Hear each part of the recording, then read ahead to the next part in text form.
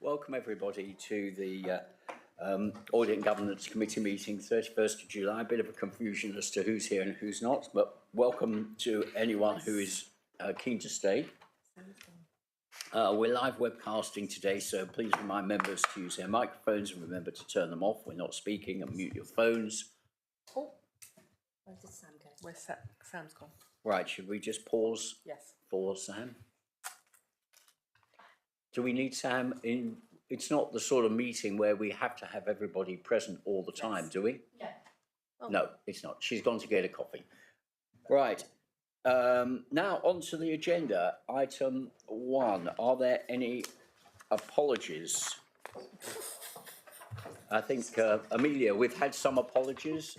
Thank you, Chair. Yes, we've received apologies from, I believe, Councillor Oram, but we've definitely had apologies from Councillor Yardy, and Councillor Steele is substituting for Councillor Yardy today. Thank you. Okay, thank you. And just to be clear, we have other substitutes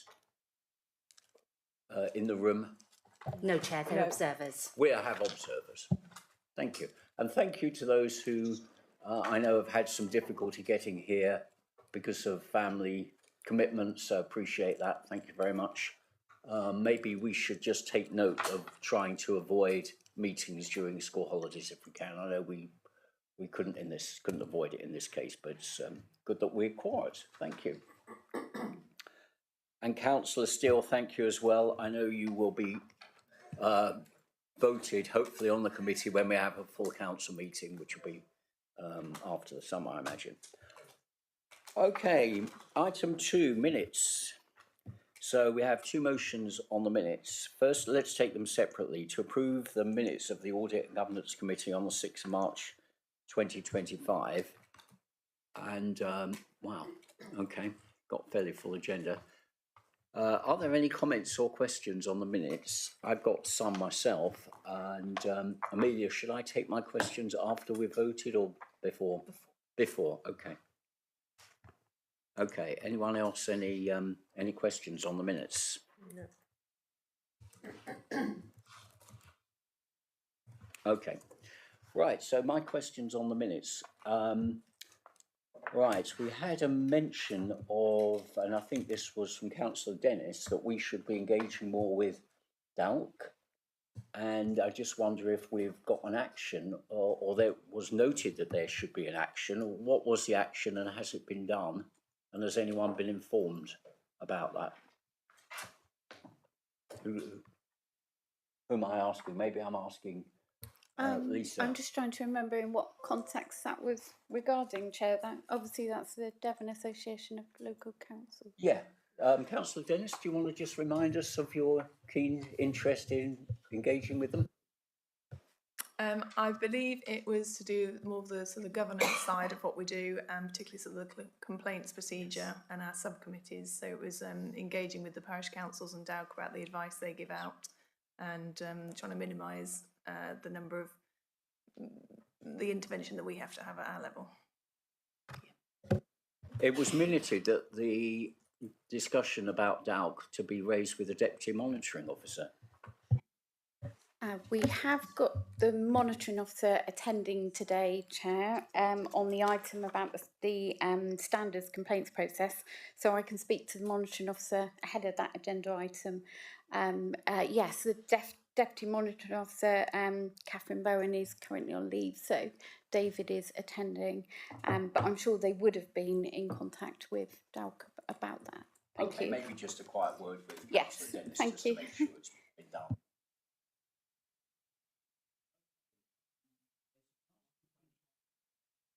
Thank you, Steve. There's a task and finish group set up on consultation and engagement from the minutes. I think that's under the auspices of overview and scrutiny, but I just wonder if anyone from ANG is on that task and finish group, just out of interest, or whether anyone wants to be, because it was discussed at some length here. Is anyone aware of what's going on? I have been on that group.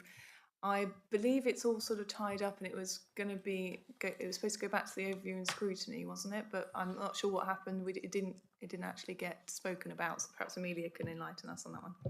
Chair, if I can just provide a quick update. So it's due to go back to ONS at the October meeting, and following that, it will go to the exec in October.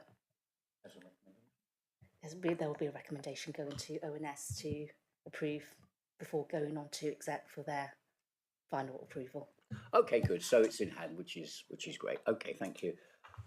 There's a note on page 4 about small working group to review the current regeneration and investment strategy, which we discussed in this meeting in March, and the 6th of March, yeah. I think we should probably come to this when we look at the forward plan, if that's okay. And, sorry.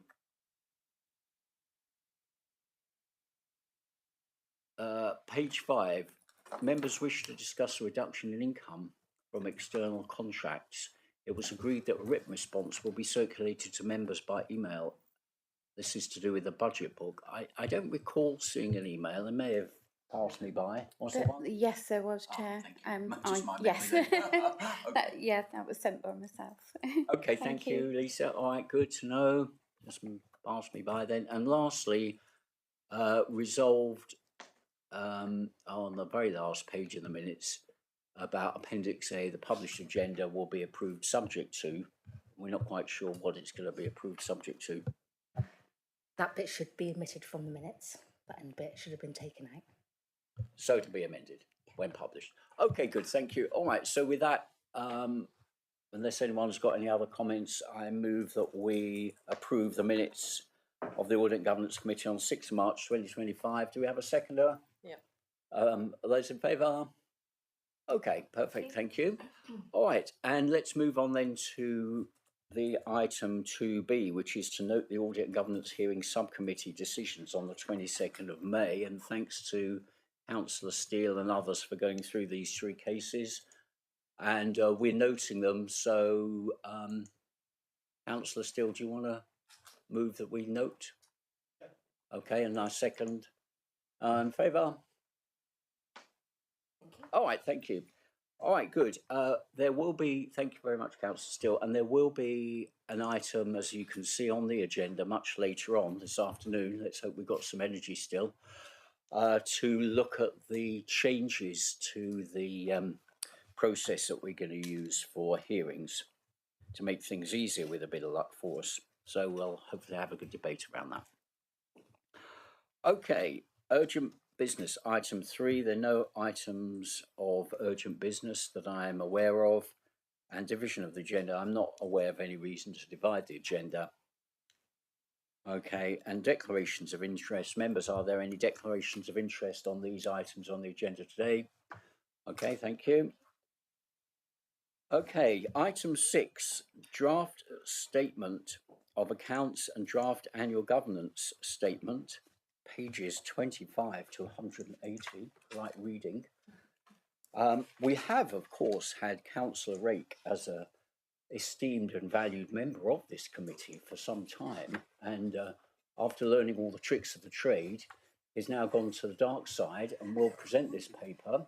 Let's hope he's not turned from gamekeeper to poacher, and hopefully won't attempt to smuggle any devious financial figures under our noses without us noticing.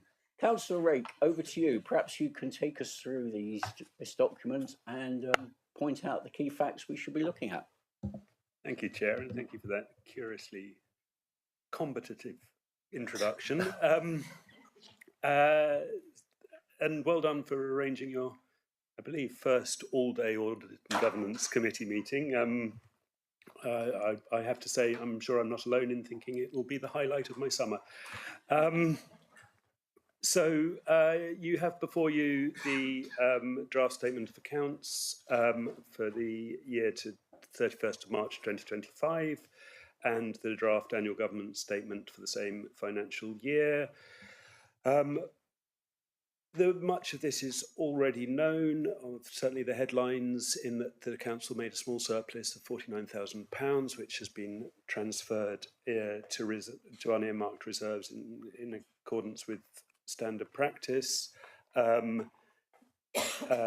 this came thanks, in part, as the result of an in-year transfer of £500,000 from the business rates retention reserve that was agreed by the council in December of last year, and that was an adjustment made to reflect higher than expected spending, primarily in the waste management service and in the provision of temporary accommodation. Clearly, one of those, namely temporary accommodation, is something over which we have little short-term control because it's demand-led, but over which we're attempting to gain greater long-term control in the form of the purchase of an increasing number of homes, so that we can meet temporary accommodation needs from our own resources rather than buying in accommodation, as it were.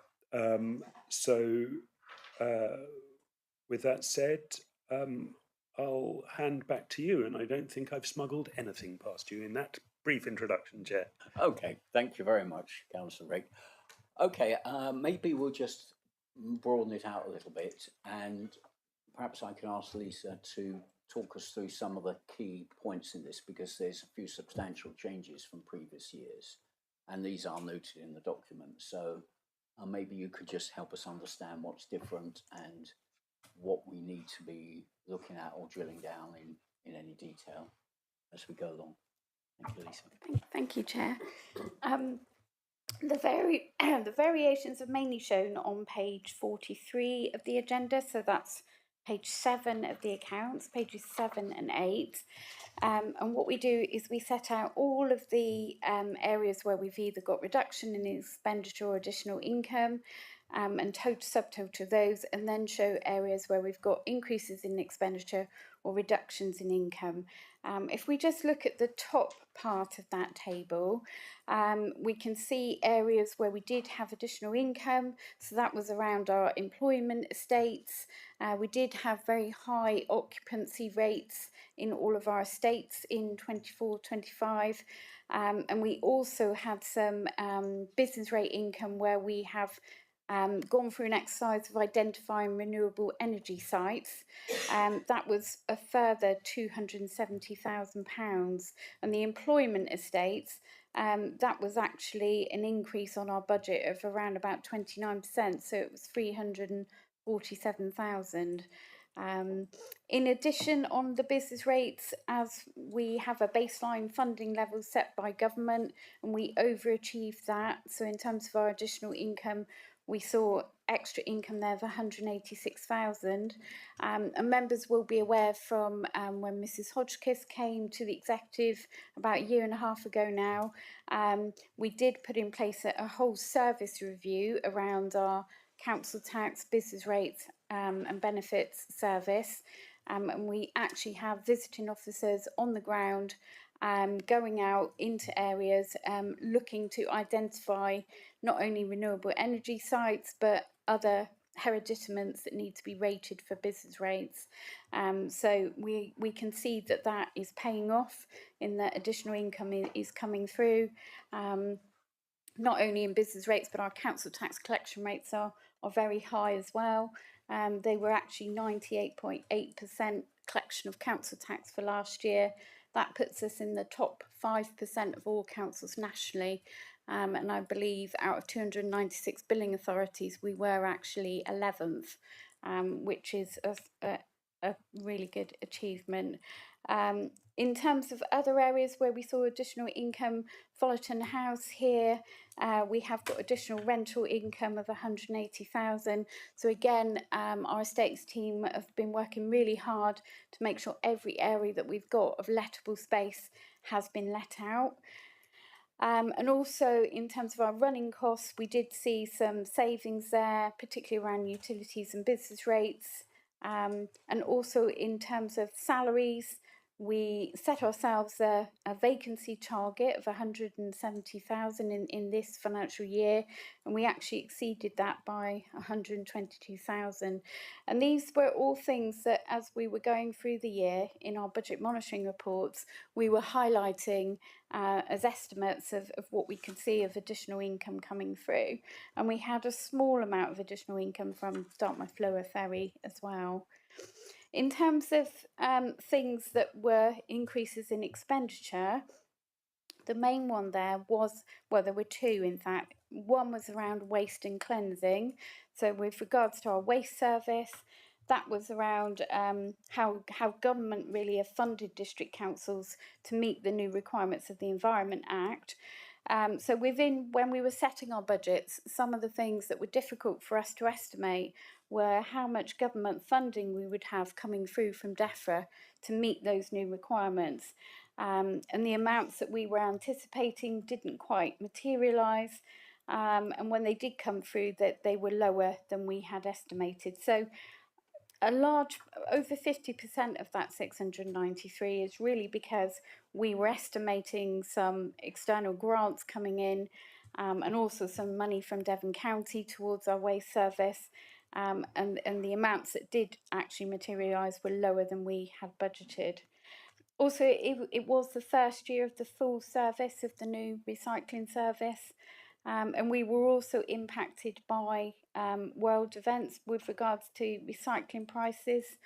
So that did impact on us as well. So I think with regards to waste and cleansing, it was things that were sort of outside of the council's control. And we did highlight that as we were going through the financial year. And that's why we brought a paper to members and to council to recommend that we took £500,000 from reserves to meet the cost of waste and cleansing. But also we could see that our temporary accommodation costs were significantly increasing as well.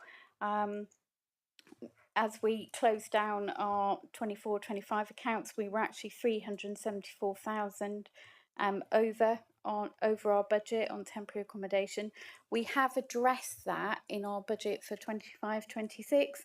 So for both waste and cleansing and temporary accommodation, we've increased the budget for next year. Also with regards to temporary accommodation, we've also been doing a lot of other things. So we've been taking the maximum advantage of government grants, such as local authority housing fund, and purchasing properties using government grant, and also match funding that with the council's own funding. And therefore we are hopeful that temporary accommodation costs will start to come down during 25-26, or at least not increase at the rate that they were increasing. We also put a bad debt provision in for bad and doubtful debts. That did include a provision for the leisure service, so we followed our normal accounting treatment with regards to bad and doubtful debts.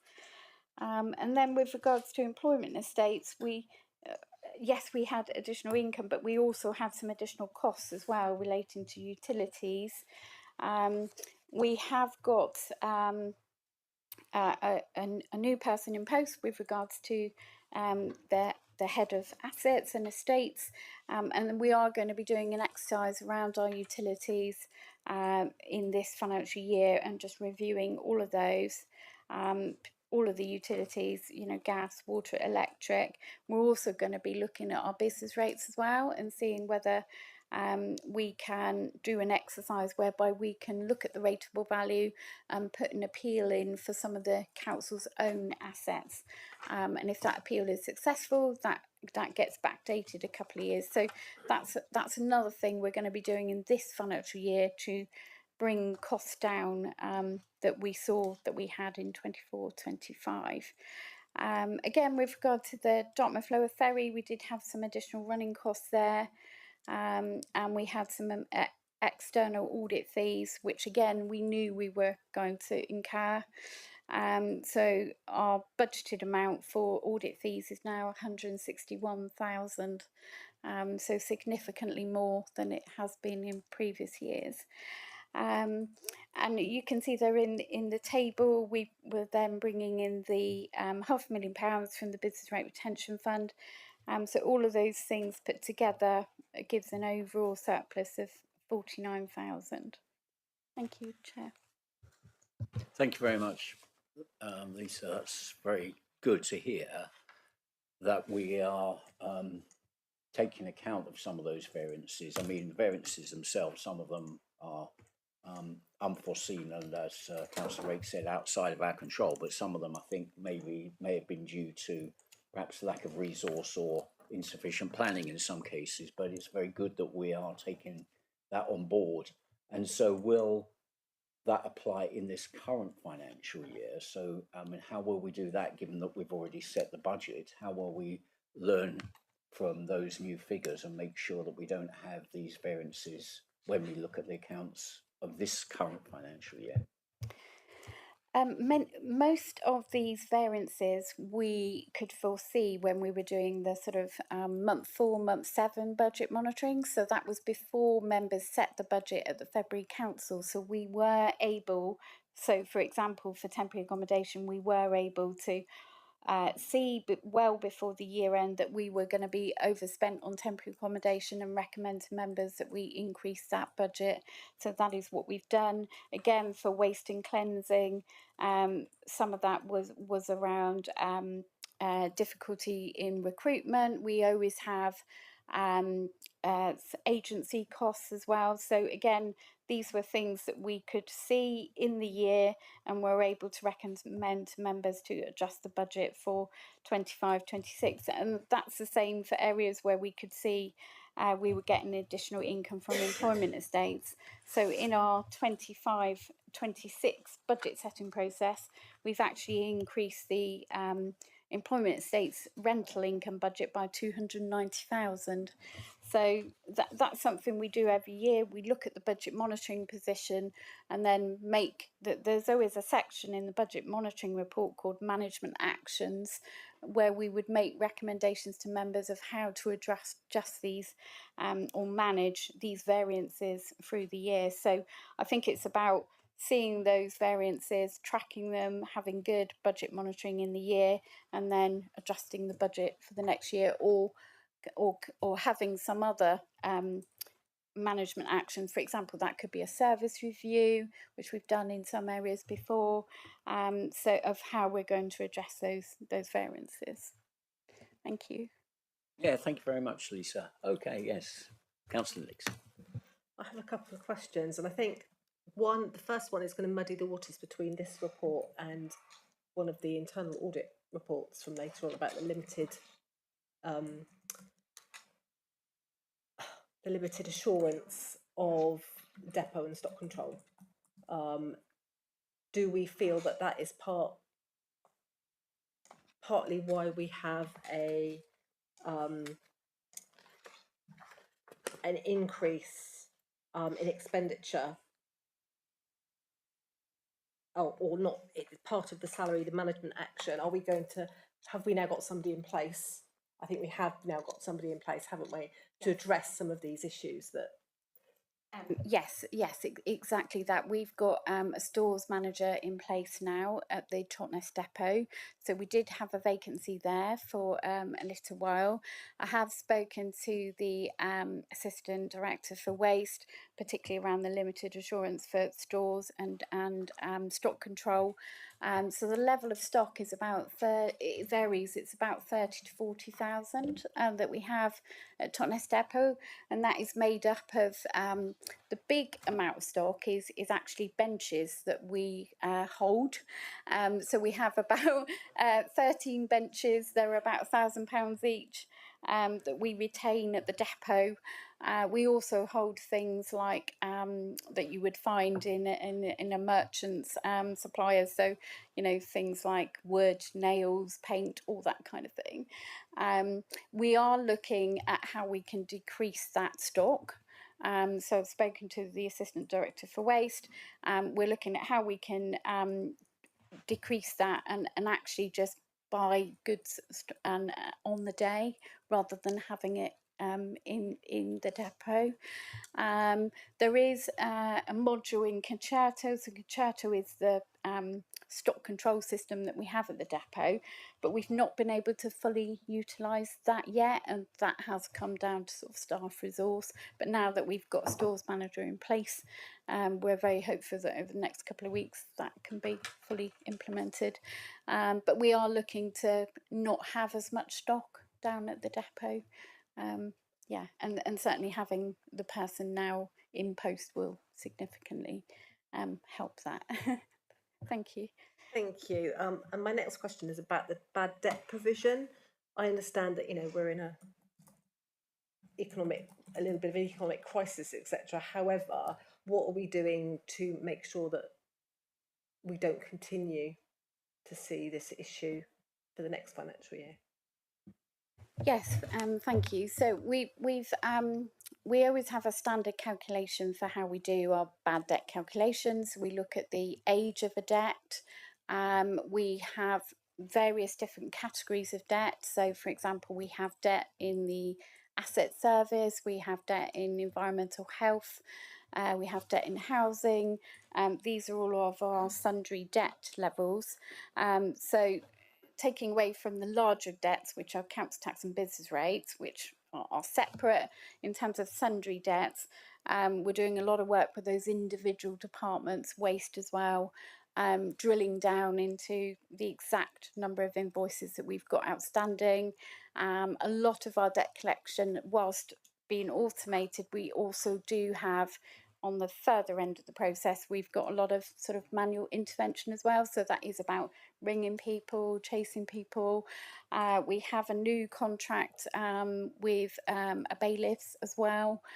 So we can put sundry debt through that debt recovery option as well. We use tracing agents like Experian. So we are doing everything we can to chase those levels of debt. Yeah, and I think in terms of our debt levels, we are seeing those come down. So if you look at business rates, in the previous financial year, our business rate debt was 2.5 million. It's now down to 1.8 million.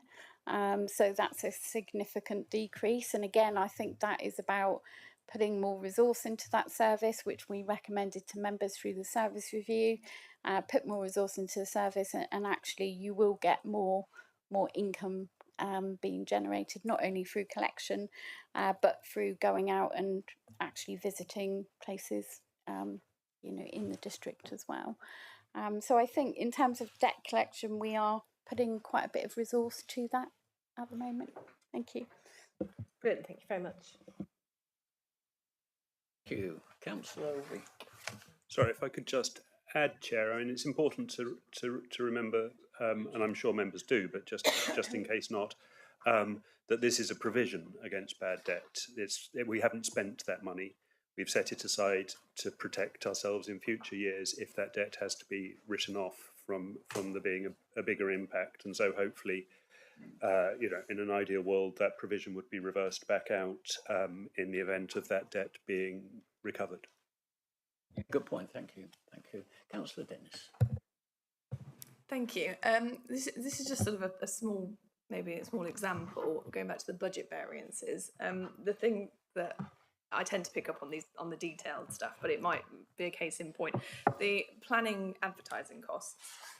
So the 2023 accounts, the planning advertising costs were £52,000 higher than budgeted, but for 2024 we only budgeted 46,000. So we spent 52,000 more than what was budgeted, but we only budgeted 46. This year we've again spent £37,000 more than we budgeted, meaning we're spending £84,000 on advertising planning applications. I'm wondering why we're never adjusting the budget enough to cover that, and that's a huge amount of money to be spending. So can we, I remember Mr. Powell saying, I don't know when it was, but he said we had a plan for getting that cost down, and it clearly isn't happening. So just as a detailed point, but is there any plan to reduce that going forward? So we have been doing quite a bit of work around planning advertising costs. I think we have reached a position that we think we can't get that down anymore. So actually in the budget for 25-26, we have actually increased the budget now by, I think it's about 35,000, isn't it? Because we have to advertise in local papers. We have tried to get the wording as small as possible, but there are certain words that have to be in the notice of a planning application. So yes, we have been doing as much work as we can around that. We didn't adjust the budget straight away because I think we were trying to address that through the sort of planning service review, but I think we have got to the point where we're thinking actually we can't get that expenditure any lower. So what is the total budget for next year? Because I can't find it in the budget. Yeah, it's around, I think it's about 85,000. So I can double Yeah, check. Pauline will check, but it's around 80 to 90,000 that we will be spending on advertising costs for planning. Thank you.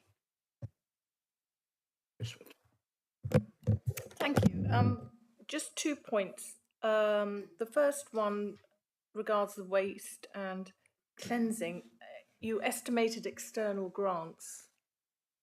What is that process? I mean, what let you down in that regard? Were the grants less than you were expecting? And is that the normal way of working? I mean, surely one waits for a grant to come in to know the exact number. The difficulty with the DEFRA grants for around particularly collection of things like food waste was we knew that we were going to get some government funding, but we weren't told our allocations. So that is quite unusual for government. Normally they would give us our allocations well in front of the financial year. I think because it was a grant that came through from DEFRA rather than direct from MHCLG, we didn't know exactly what we were going to get, so we were anticipating much higher level than, so we were quite disappointed, I think, when the actual allocations came through, and they didn't come through until late March of this financial year. So I think it was March 25 that we found out, and obviously we were setting the budget around February 24, so there was quite a big gap. Is there a set date when they usually come out then? Some grants come out with the financial settlement, so we would get notification of those sort of in the December before we're setting our budget, but some grants do come out like in the year, and some are retrospective as well. So it just depends really which government department they're coming from. I think the DEFRA one, apparently we've been told our allocation for this year already, and we've got about 46,000. Yeah, again, lower than we were anticipating, because I think we thought we would possibly get about 150. So yes, it is. It's the DEFRA grants that tend to be later in notification, definitely. Thank you. That's quite a difference, isn't it? Yeah. The second question, briefly, temporary accommodation costs. Could you just break that down a bit? What those costs were, whether it was just rents and more. Yeah, so if we have a person or persons present as homeless, we are duty bound to find them accommodation. So some of that accommodation will be, so for example, bed and breakfast accommodation. So what we are seeing is that numbers of homeless are increasing, and therefore, because this is a demand-led budget, we don't have any control over the number. We do a lot of work around homelessness prevention. So, for example, if there looks to be sort of a family breakdown whereby maybe a person within that household, it looks like they are going to become homeless, we do a lot of work with that household to try and mend those relationships before that actually happens. So that is part of the work that we would do. But if that homelessness actually then happens, we are then in a situation where we have to find accommodation for them. Again, we are doing a lot to try and reduce that level of expenditure.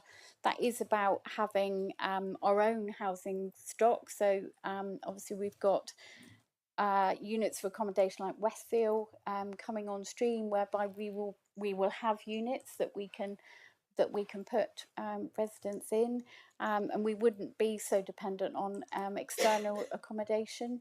But yes, it is a growing trend.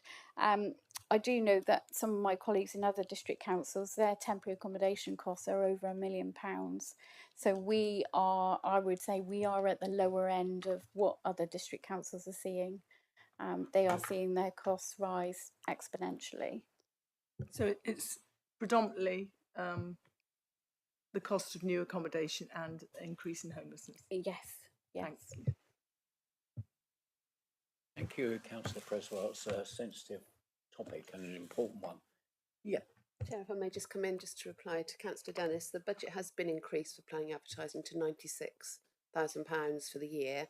We've spent £27,000 to the end of July, compared to a budget for the 4 months, of 32,000. So it's looking like it's going to be about right for this financial year.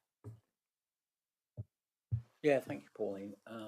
Now, I think it's a very good example you raised, Councillor Dennis, about how we're adjusting the budget. But what I've heard is that we're taking appropriate action, which is firstly to try and push down the costs before we increase the budget and give that enough time to work through, and then, if necessary, increase the budget once we've done that cost reduction exercise. So I think I do agree with the premise of the question that we shouldn't have variances each year for the same thing, but I think if we are trying to reduce costs, that is a little bit understandable. So yeah, fair answers there, I think. Councillor Rake, is it on that point? Because I've got some others. In which case I will hold my counsel for the time being and come in at the end. Oh, okay, maybe a little while, because we have Councillor Steele. Okay, thank you. So just a quick side question. So you mentioned about the benches. You're saying there's a depot with unused benches somewhere, warehouse of unused benches. Is that correct? Yes. How can we access that? How can we access those benches? Are we desperate for benches? Right. Maybe that's a question for another time. But anyway, it's interesting to know there is a stock of unused benches. Okay, so final question: Are we going to talk about capital later and reserves, or should we bring that in? We can take those questions now. Okay. Yes, certainly. Thank you, Councillor Steele. So it's been interesting to look through the accounts, and I guess get my head around the idea that there's the services part and the capital spending are kind of separated in some way. I guess especially in terms of the comment that the CIS shows an overall deficit on the provision of services of 1.6 million, and a lot of that's covered by a reduction in the earmarked reserves of just over 900,000. So it does make the accounts, I guess you see the accounts in a different way, knowing that earmarked reserves have gone down 923,000. So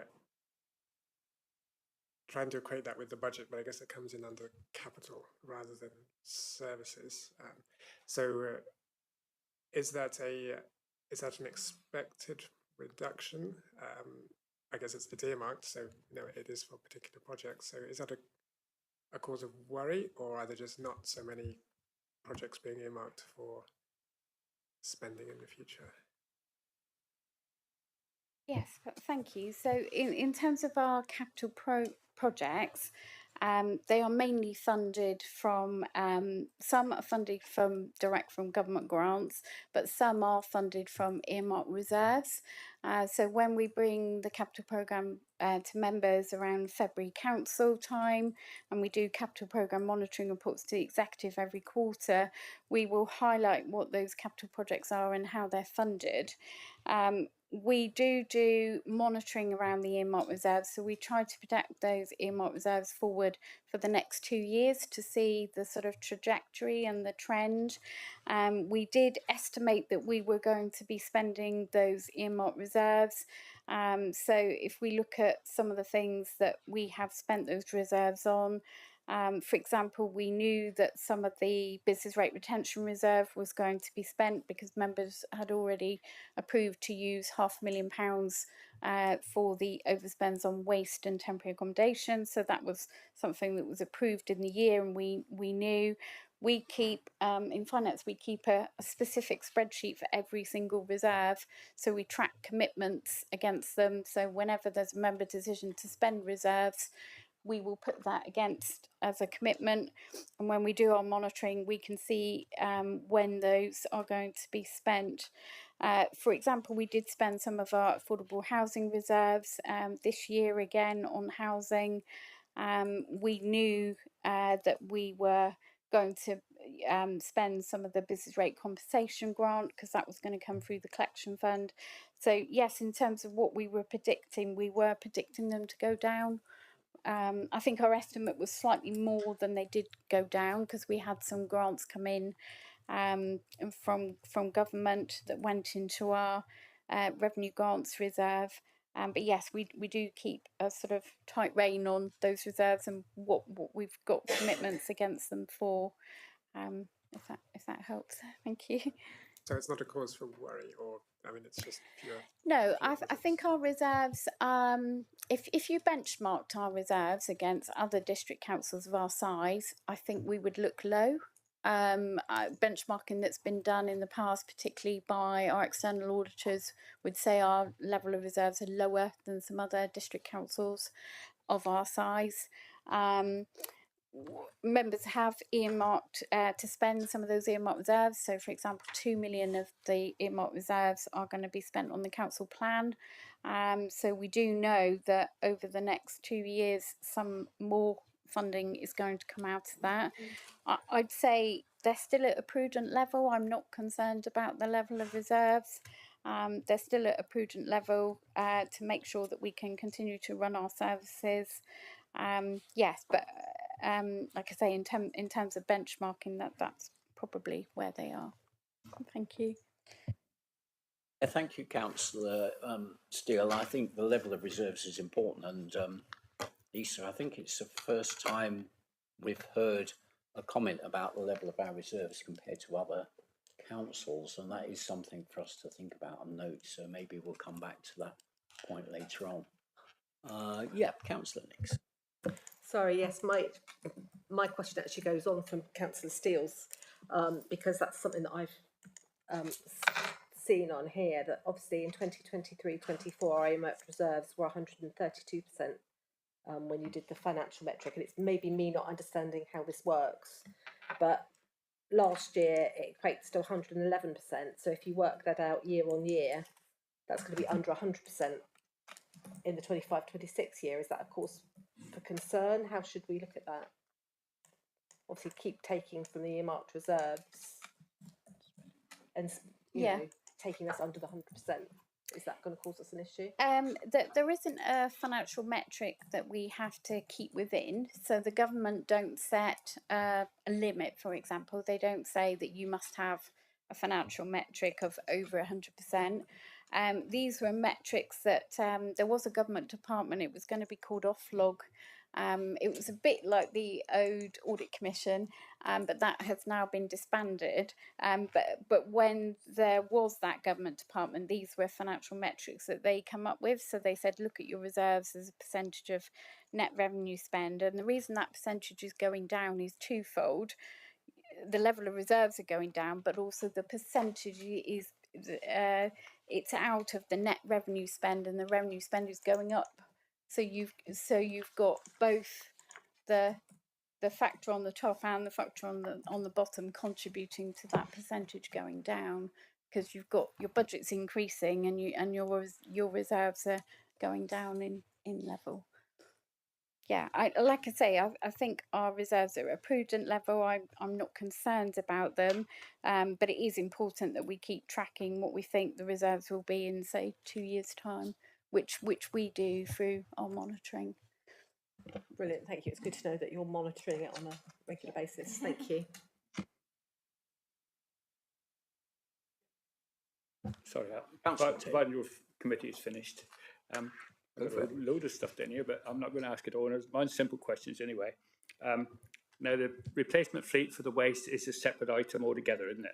That's nothing to do with the budget for waste and cleanliness. The new replacement budget, we got replacement vehicles coming up in the autumn. That's a Yes. separate budget, isn't it? Yes, it is. So that's a capital budget, and the orders for those vehicles have been placed, but mainly the expenditure will happen not in the 25-26 financial year, be 26-27, because we are expecting those vehicles to arrive around May 26. So we don't pay for them until we take delivery. So although they're on order, there is a big lead-in time for those. So yes, we're expecting them to come into the 26-27 accounts. Lovely, thank you. And Thank the you. other one is, I've got a couple here, Chair, if I may. The rate collection, 98%, which is excellent, so well done to that. Is that slightly lower than last time? Was it 98.5? No, we are higher than we were in the previous year. So it was, in terms of council tax, it's 98.8. I think we were around 98.3 in the previous year. Yeah, okay. It's the first time I think we've been in the top 5% Good. of councils nationally. We were top quartile the previous year, but not in the top 5%. Good. And the other one is vacancy income. That seems to be going up. Does that mean that we got less people on our books? No, we've always had a level of staff turnover. I don't think our turnover levels have been higher in this financial year than they were in the previous financial year. But I think it's more, this is the first time that we've set an actual vacancy savings target for ourselves. I mean, we're never 100% fully staffed. There will always be natural turnover. We haven't had any difficulties in recruiting staff. So if I go back sort of 2 years, we were struggling with recruiting, particularly to the planning service and to the legal service. We have been successful not only in getting some more planners in, but also critically having more qualified lawyers in our legal team. So we are we've got more of our own staff now rather than relying on agency for lawyers, and all councils were struggling to get lawyers. Yeah, that was a pattern that we saw across Devon and nationally as well. Lovely, thank you. I just got two more, Chairman, if I may. Is the stock that we hold for maintenance in the yard, you're going to try to lower that? Do you reckon in the long term that would be cost effective? Because, you know, with the cost of everything going up, materials and everything else, I mean, as far as the seats are concerned, I mean, I think those seats are for replacement on a council-owned land, parks and as park benches, not for general use. It's just to go into that. And I had one actually, and to replace one that was in my wards, and that was on council-owned land, and they're very good actually, but I don't know where the £1,000 comes from because they're about £650, I think, really. But that's by the way. I don't know. The question was really: do you think that'll be cost effective if we lower that because of the cost of materials going up all the time? And of course the guys that are working down there, which are very good, they've then got to access a merchant before they can go to work in the morning to pick it all up. So I think a certain amount of stock would be good to keep in there for the guys to put their hands on at the last minute to be able to do that. Thank you. That's me done anyway. So. Thank you, Chairman. If I may bring in Mr. Noyce, who's in charge of that department, he can probably give us a fuller answer. Thank you. Yeah, so we do store about £30,000 worth of stock at the depot. We will still have some stock, but we will look to reduce it. So actually, there's still quite a lot of material we already get from builders merchants direct. It's part of the revision of what we're going to be doing with property services at the moment. Obviously, all the operatives come straight to the yard, collect a lot of their materials, and then go out site. We're looking at different models about whether or not they could actually get those materials themselves direct from the merchants, which they do for some stuff. That means we don't have to store it, we don't have to look after it, insure it. So there's a bit more of a simplicity on the service if they could actually just go direct to the builders merchants themselves with an order from ourselves, which we can all do electronically now. And to be fair, most maintenance services do that now. So keeping a big stores is probably a bit of an old way of working. we do need to keep some, like you say, a bench or two, because if there's a big lead time, then obviously we need to keep those at the store so that we can have them reactive. But you know, there's lots of stuff we keep in the stores like paint and brushes and stuff where actually we could just keep them at the builders merchants and they pay for the storage costs. Yeah, thank you. I mean, Stuart, I think it's the first time you've been at this committee, so maybe introduce yourself, Stuart, as the new Assistant Director of Waste. Yes, so I was previously head of community services, and that's been extended over to manage waste and community services now. So grounds maintenance, street cleansing, waste, localities, property services, toilet cleaning. I've missed one, I'm sure. Parking. Sorry, yeah, that's probably the one that most people know me for from parking from last year. So yeah, so it's quite a big, large amount of operational services. Wow. Good luck. All right, thank you for your answer and your help on that. Okay, thank you. I've got, are there any more questions from committee members before? Brief. Yeah, Councillor Steele. Especially with Stuart here and the mention of car parking. So I see there isn't any mention of car parking in the accounts, so I suppose those are sort of kept a bit separate. And I know they haven't been published yet for last year. Do you have a time frame for when the 2024 to 25 car parking accounts will be on the website? Yeah, the only reason that it's not in the table is because our car parking income was very near budget, so there wasn't a big variation from budget, whereas we only show the ones that are over or under. Yes, we do publish car parking accounts. We normally do that within a couple of months of the year end, so probably we might be able to get that done sort of September, October time. Yeah, and we normally wait till we're through the audit as well. The external audit. Thank you. Well, I'm sure Councillor Yardy, wherever he is, will be very pleased to hear that we've got very little variance on car parking spending, and I think we should make a special note of that. So well done. Councillor Dennis. Thank you. Just looking at the reserves, I just wondered, what is the Economic Initiatives Reserve that's had 222,000 put into it this last financial year? Yes, so this is some UK SPS funding. So this was some government grant funding that we had last year. So that is, some of that reserve are for things like the LC whip, I think, and to meet some of the staffing costs of the economy team for next year as well. Thank you. Thank you. I've got some questions, Lisa, if I may, on the variances still, some of which have been answered. I think it is an important area. Just for clarity, the renewable energy sites that we're now getting business rates for, so this sounds very good. So excellent initiative if we're both allowing people to produce more renewable energy and also getting more income from that. Could you just explain how we're doing that? Are people coming to us with applications? Are we publicising this? Because I'm not sure I'm really aware of what we're doing. Just generally, I mean, it seems a good thing to be doing, but how's it working?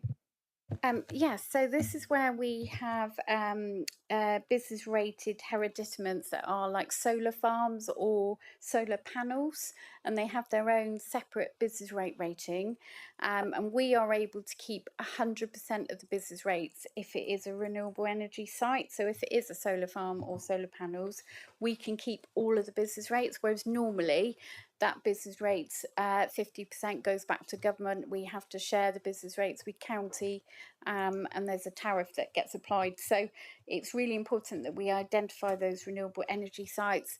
I know Mrs. Hodgkiss has been working very closely with the planning team, because obviously we get planning applications come through, and we've been following that through from the planning application to then going out on site and seeing if it's actually been built and has it been rated through the valuation office, so that we can then get to keep 100% of the business rates. And it's really pleasing to see that when the government reset the business rate baseline next year, they're not going to take that away. That was a concern, that we weren't going to get to keep 100% of renewable energy sites, but they have said they're going to let districts still keep that. So that is really good news. Yeah. Okay, thank you. That's encouraging. My other question on the variances relates to the salaries. So, I mean, we've got a target of making some savings by not appointing people or not appointing them so quickly. But my question is potentially a concern over that we are running short-staffed in some departments and some areas. So while it's good to make a saving, I mean, do we have any concerns about lack of staff, or especially senior staff in areas like legal or planning, where we're struggling to deliver some of the service outputs that we need to do? Have we got any concerns around that in your view? As a management team, I don't think we have. So we obviously were struggling to attract qualified lawyers and qualified planners. In terms of lawyers, we were looking at whether we could partner with some of the other Devon districts to sort of share lawyers, if you like. But very recently, we have been very fortunate, and we've been doing a lot of recruitment drive to try to attract qualified lawyers, and we have recently employed some qualified lawyers who were working in the private sector. So we've significantly reduced our reliance on using locums in the legal team. So we're near full staffed in our legal team. With regard to planning, obviously we did have a vacancy last year around the assistant director for planning, and then we made a recommendation to members that we didn't recruit to that post. So that post actually was a budget saving for 25-26, and we have taken that post out of our establishment. Again, with regard to planners, there is always a turnover, but I'm not aware that we've got any significant vacancies at the moment. We do look at them all on a case-by-case basis. So the 4 directors within the senior leadership team, we meet every Monday morning. We look at the vacancies. So heads of service, when there is a vacancy, they have to bring a report, bring a summary to us about have they looked at other ways of delivering that service, or whether or not they feel that they have to go out to recruitment straight away on that. So we do look at it on a case-by-case basis. Clearly, we wouldn't want planners to have, we monitor how many cases they've got per planner, and you know, if we feel that's getting too high, we would certainly do something about that. So we do monitor that. How many cases has each planner got on, you know, in any one week? That's something that's strictly monitored. Thank you. Okay, I mean, personally, I worry about the answer there, to be perfectly honest. And I'll take that up separately outside this committee. Councillor Dennis. Yeah, so it's just on the back of that, and probably related to your concern there. Lisa, you made Miss Booker, you made a reference there to the deciding not to re-employ the senior planning officer, and the recommendation was made to council. I just wondered in what forum that was. I don't remember hearing that recommendation, and I don't remember that being approved by council. Yeah, that goes through the budget setting process. So I think there was a particular line in there about not recruiting. I've got the report in front of me. I will just double check that. Yes, planning salary savings from the vacant assistant director post, proposed not to recruit to this post. So that was part of the budget papers that went forward to members, to not recruit to that. Thank you. Yeah, I think Councillor Dennis has picked up on the point that I was concerned about. I don't doubt we've seen it, but I think, in my view, it may be a decision we could potentially revisit, because I think we, in my opinion, struggling on that. It's not really a view, not really a point for this committee and the audit. I don't think it's a separate issue. So maybe something to think about. I've got some other points to ask about, if I may, Lisa. There's a note about £500,000 roughly on rural prosperity that we're spending. It doesn't say what we're spending it on. I don't think we need a detailed answer, but I think it should be in the accounts really, because it just says we're spending money on rural prosperity. Where's it going to? Thank you, Chair. There was a report that came to members, I think it was on the April executive, around spending on the UK SPF fund, but I do know that that money was spent on business grants. So it was there was a business grant scheme that businesses were encouraged to apply to. So again, that was government funding UK SPF that had to be spent in the last financial year. So it was mainly around economic grants for businesses that we were spending. Okay, thank you. Maybe just something for the team to think about to explain what the money's spent on, not just where it's come from in the budget. I notice on page 104 that we've got the pay and the increase of our CEO and one of the senior directors. I don't know if anyone else has looked at the percentage increase, and I hope the people involved don't mind me asking. How is the increase of the chief executive salary calculated? Is that a standard national policy, or does someone in the council decide?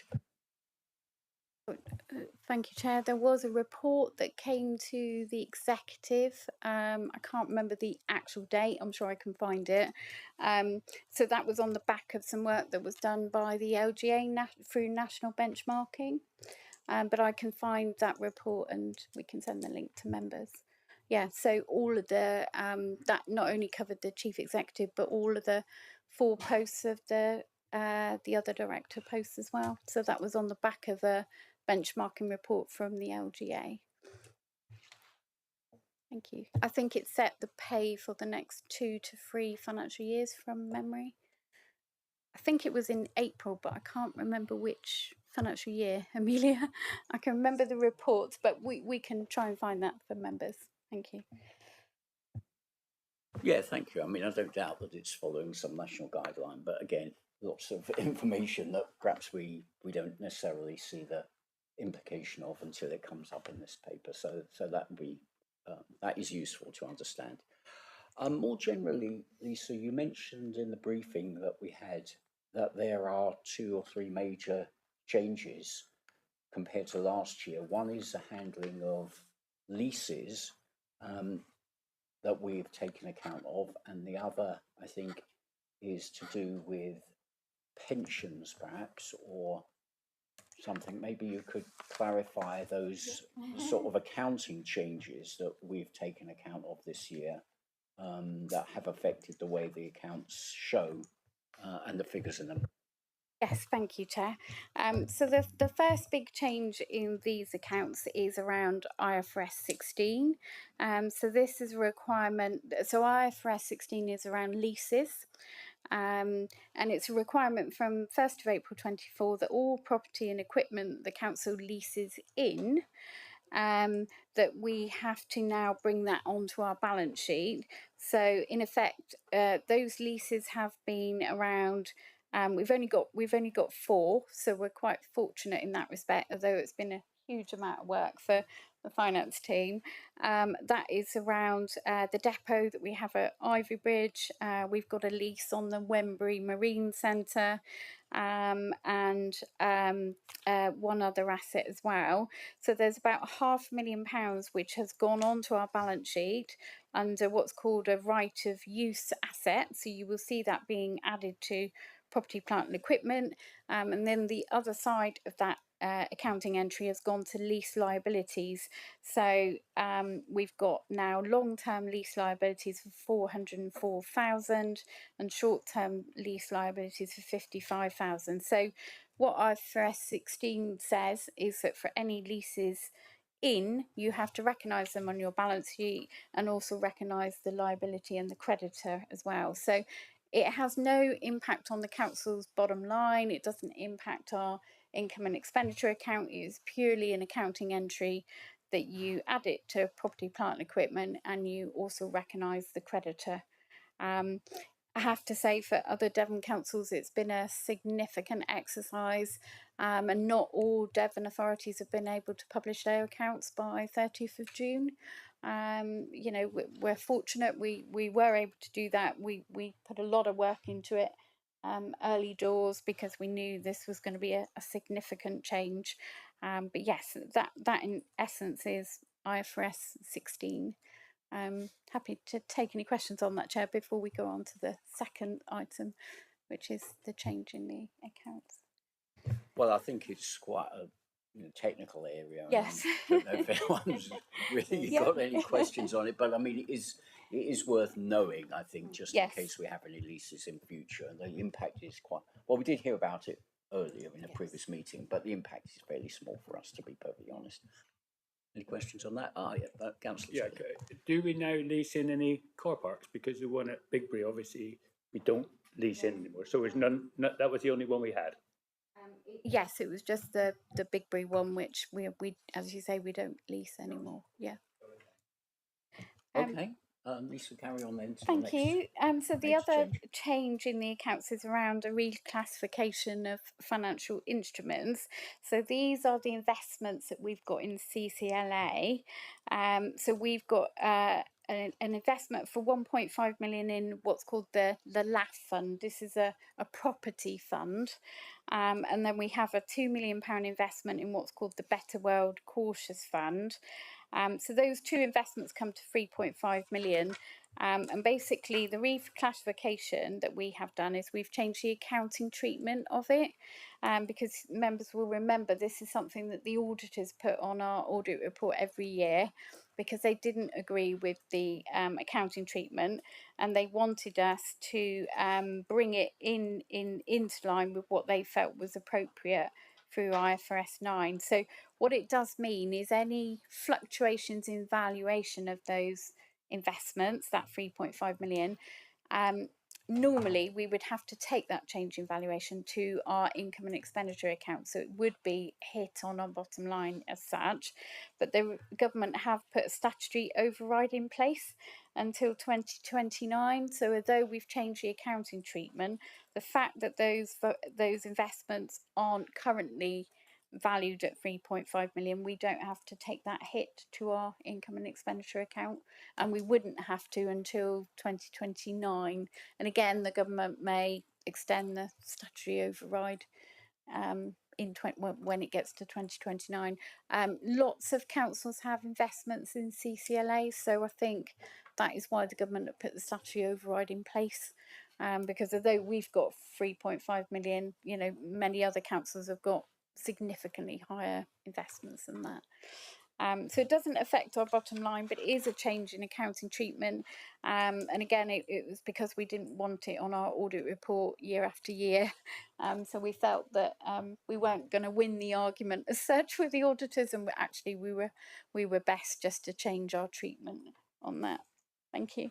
Yeah, thank you, Lisa. And again, it doesn't affect us, and maybe the government's hoping that by 2029 the valuation will have gone up, or the problem will go away for some other reason.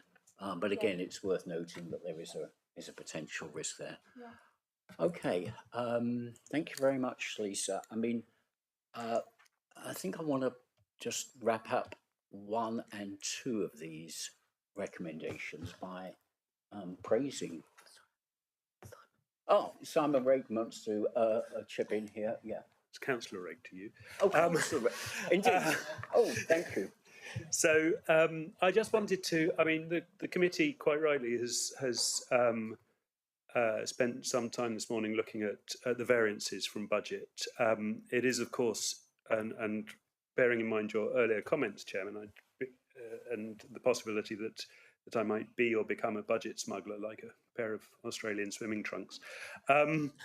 But the variances are, of course, important, but they will always be there. I mean, it's there are many moving parts in the budget, and of course, they are sort of the known unknowns, if you like. It's entirely possible to be bang on budget in the wrong way. You know, there could have been an unexpected windfall in one particular area which was frittered away through poor management. So merely the mere existence of a variance isn't necessarily the sign of something going wrong, just as meeting our budget isn't necessarily the sign that things are going right. I just thought that was worth pointing out. I'm not sure what conclusion I draw from that. Because I was just about to praise the finance team for coming in on budget, but maybe that's and rightly so. Oh, well, I'm not saying. so. I'm just saying that it's easy to get hung up on the variances, but they're like the poor. They're always with us, and yes, but draw your own conclusions. Thank you. Right. Okay. Well, I mean, I do want to praise the team for a number of things. I mean, yes, coming in on budget. I think, secondly, I mean, just getting the accounts done on time. You know, I know it's a lot of work, and we're faster than last year by several months. So that in itself is a very good thing. We've also explained the use of reserves in a better way. I think that's a very good thing. The summary accounts, which we haven't talked about, but that's even better than last year. I think you've incorporated a lot of the feedback and questions and suggestions from members, and I think that's a very strong document. I mean, even slightly too long, perhaps, in my opinion, but you know, it's a very, very good way of really understanding what's going on, that members of the public as well as members of council can access. The overall picture is positive. I think there is potentially some questions over use of reserves, and I wonder if members want to pick up the suggestion that was made earlier, or the intimation made earlier, that we keep a track of, or we compare our ratios on reserves to other councils, because you did mention, Lisa, that some benchmark had been done. What do members think? I mean, is that something we should take a look at? Because I think the ratio of reserves to spending is an important factor, and we want to make sure, at least I do, that the council is continuing to stay in a good financial health. What do members think about looking at that topic? Yeah, Councillor Presswell. I think it's a very good idea, and also by comparing ourselves to other councils, it's beyond that. It's the national picture of economic flux, if you like. So I think it says a lot more than just the comparison figures. Thanks. Thanks, thank you, Councillor Presswell. I think it's definitely an interesting suggestion, looking at the benchmarking. However, obviously every council has different needs and wants, etc. So it's a bit of a difficult situation, but I think it definitely warrants looking at. If it helps, Chair, when I'll be putting together for the October executive the medium-term financial strategy, and as part of that report, we will look to predict reserves forward over the next 2 years. We will look at what we think that financial metric is. I do know, though, that other councils don't measure that financial metric, so I wouldn't be able to look at another council in Devon's accounts in the same way and pick that financial metric up. I don't think they report it, but clearly I could see their level of earmarked reserves, and but yes, certainly as part of that October medium-term financial strategy to the executive, there will be a section on reserves in there where we will incorporate whatever benchmarking information we can find. There is also something called the SITFA Financial Resilience Index. That was an appendix to the February budget report. Again, that does compare reserves against nearest neighbours, but the problem with that index is it's like 2 years behind, so it would only look at 23, 24, because, as I say, not all councils have published their accounts in Devon even yet. So by October, probably everyone in Devon probably would have published. So we will have more information then. Thank you. Okay, any other thoughts on this? Is it worth doing? Well, I think if I'm trying to ascertain whether there's a feeling to put a motion around this or not. I mean, I've heard from one member, maybe 1.5, that it's worth looking at. Are you saying it's worth looking at, or? I think as long as we continue to get the regular updates through, then we're monitoring that in that way, aren't we? Yeah, but I'm specifically asking that So- we compare ourselves to other councils. That's what I think could be worth doing. This has turned into a bit of conversation between you and me, hasn't it? It's just, I just feel that it's an additional piece of work. Is the piece of work already been done elsewhere? And have we got oversight of it? Yes, we have got oversight of it. So do we need to do the work again if we're going to have oversight of it? I don't know whether it's worth, if it's going to exec anyway, that perhaps yourself attends that and that meeting just to oversee it. I don't know. Okay, let's do it like that then. Let's have a look at what we send to the executive and monitor it from there. Okay, let's take then, thank you, Councillor Nix. Let's take then the first two parts of this, that we note the draft statement of accounts and the draft summary of accounts. And I want to take the annual governance statement because we haven't had any feedback on that at all, and there may be some questions. So let's just take the first two parts of the motion. So I'll propose. All those in favour? Okay, thank you. So I just want to make sure that we have chance to discuss the annual governance statement as a separate item because it is really a separate document. So, Councillor Rake, do you want to make any comments on this at all, or are there any pertinent points we should be aware of? I mean, it doesn't matter if not. I'm just opening the floor to you if you wish. I'm very glad that it doesn't matter if not, because not. Not. Okay, Councillor Nix. I am obviously I just wanted to raise that I'm a little bit concerned that obviously the significant governance issues cover business continuity and cyber security are two of the items on here.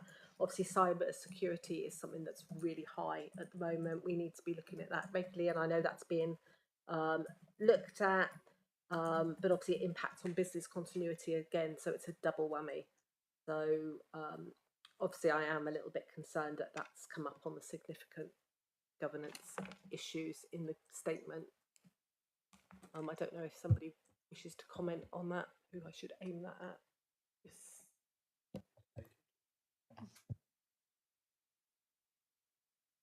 I mean, I think these are significant governance issues because they are, as you quite rightly identify, and I think that again they sort of always will be. So I think that to that extent, I mean, you're not going to get rid of the cybersecurity threat, and therefore it will remain a significant governance issue. And so I think, yeah, that's all I'd have to say. I don't know if Lisa has anything to add, but. We are doing things around cybersecurity, and I can't remember the name of the inspection that we had, but there is a specific test that councils can go through, and I know that we've done that to test our cybersecurity measures, and also around business continuity. Recently, certainly some members of the senior leadership team. There was a Devon-wide exercise to look at a business continuity event. I think that was around if there were to be some sort of chemical incident affecting Devon. So there was an exercise that was carried out at Devon County, looking at how we would all respond to such an event.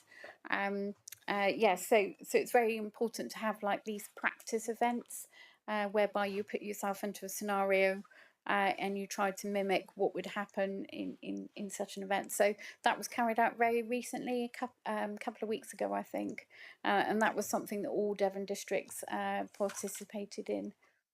Thank you. Thank you, that's really good to know. And I know that members have also taken part in security training, etc. Recently as well, so that's really positive. Yeah, Councillor Pressman. It'd be nice to see the report following that training, if that's possible.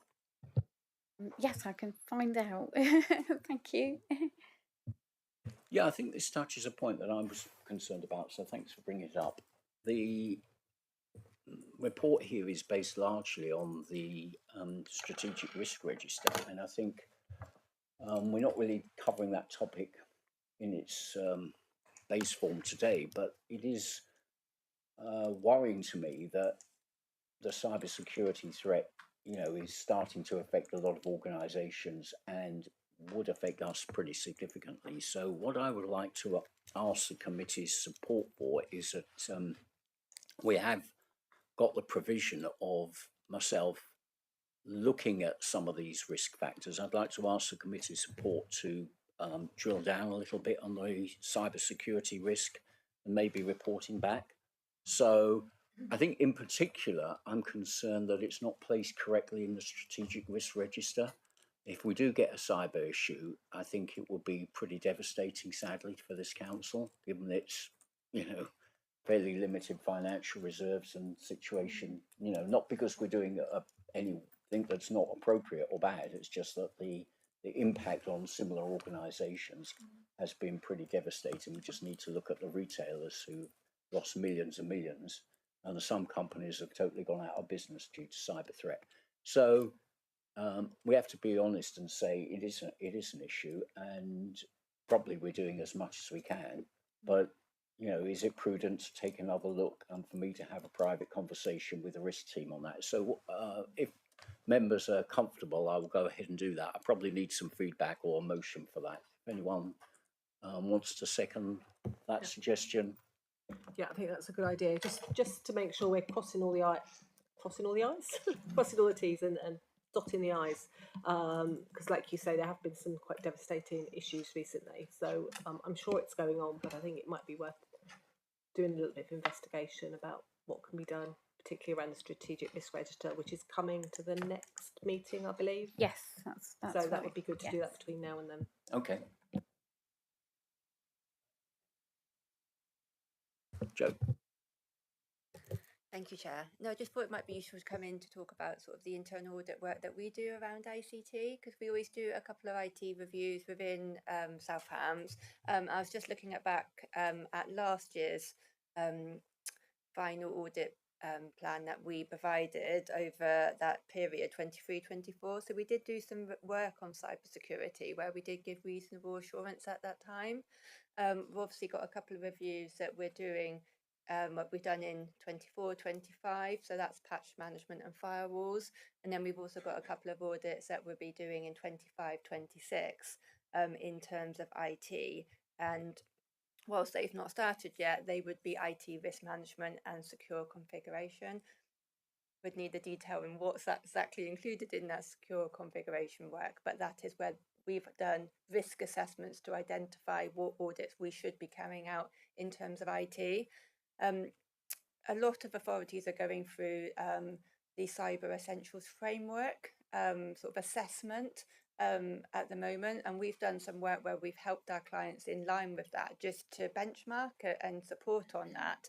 So that is something we could do in future audit plans if that's something that the authority thinks is useful.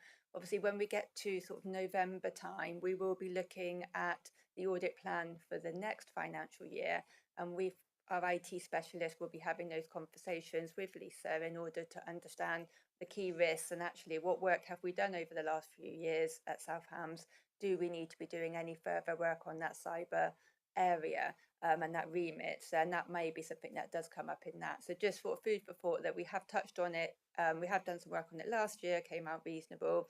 We're continuously doing work in the IT area, but that support on the Cyber Essentials Framework is something we can help with if needed. Thanks, Joe. That is very positive and good to hear. Yeah, Lisa. Thank you, Chairman. Yeah, Joe raises a really good point, and it's reminded me that our external auditors, Bishop Fleming, they also test our IT controls as well as part of the audit. So again, I'm sure they could give you some feedback on their testing around IT, as well as the work that the Devon Assurance Partnership do as well. Well, it sounds like a lot of work's already being done, which is superb. So it may be that there's not too much for me to look at. I don't know, but if the committee is comfortable, yeah, Councillor Presswell. I hope you don't think this is silly, but if the if there's an electricity outage, is there a generator here? But you know. Yes, we do have backup generators. I'm not sure if it's here. I think it's something we pay for off-site, but it covers both councils, South Hams and West Devon. Yeah, there's no silly questions really. I mean, all these things can affect us. Councillor Dennis, I'm not sure. Did you have a question, or are you just looking wistfully at? Sorry, not specifically about the cyber, so it's just about the governance statement in general, really. And just that I think it's really quite detailed, it's really quite thorough, and if I was being critical, I would perhaps pass comment that Principle C is the one that perhaps we could look to strengthen going forward. That defining outcomes, there are several bits in that. And to be fair, Principle D, that, as you'll know, I constantly question about, you know, the reporting of the outside bodies and the partnerships. There's a huge reliance on overview and scrutiny there. You know, we mention, I think I've mentioned quite a few times in each report that table at the end, and there has been talk for the last 2 years of developing a metric to measure all of the impacts, and that has yet to appear. So once again, I will just push that I think defining the outcomes is something that we could do with strengthening. The rest of the document, you know, we're obviously doing a huge amount, but that outcome, that Principle C, I think could do with a bit of work going forward. Yeah, thank you, Councillor. What does anyone else want to comment on this? Because it is something we've raised a couple of times. What would you want to see as a change for next year, Councillor Denison?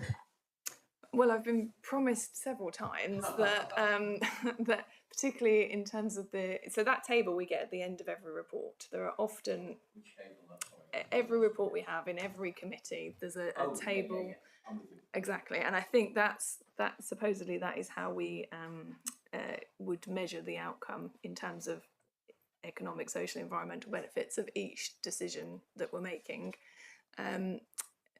Lots of times there are empty boxes in that table, and I would like more time to be spent on filling that in, but also it has been mentioned that it's been worked on a measurement tool. I think Cornwall Council use it, where you actually get kind of a score-based system on the impacts and the outcomes that each decision we're making would have, and it has yet to appear, and it's been worked on for the last at least 18 months. So I'd really like to see that before we get to this document again next year. Yeah, I think it's a valid point, but I suspect it's more an overview and scrutiny question, to be honest, than a financial one. But I defer to other people. Councillor Nix. Yeah, I suppose we're looking for a sort of smart target, aren't we, on these things? And I don't know whether it sits, like you say, sits with us or with ONS. But I think it's something, because we have been discussing it over a considerable amount of time, that we actually need to move forward with, whether it's possible or not, or the implications of or not on where it sits in the governance and scrutiny strategy, really. Chair, before we obviously we've got an afternoon session of the audit, so I could ask Mr. Powell if it's possible to attend to give a bit of an update on where we are with that particular tool. Yeah, that would be helpful. Okay, thank you. Yeah, that would be helpful. Thank you. Just to let members know, I mean, I raised a very similar question based on the executive meeting where we looked at the red, amber, green status of our forward plan and the deliverables for the year, and everything was green. It looked great. But my question was, are these targets smart targets? Do they have a numeric? Do they have a deadline? How can we give feedback on delivering on our targets when the targets seem slightly wordy and not really smart? And so I asked the leader about that, and he said it was a question for overview and scrutiny. So I'll raise the same question in overview and scrutiny when I go to the next meeting there. But, you know, I think we do want to make sure that we are delivering outcomes in terms of sustainable economic, social and environmental benefits. And it's a little bit work in progress, I think, here is fair to say.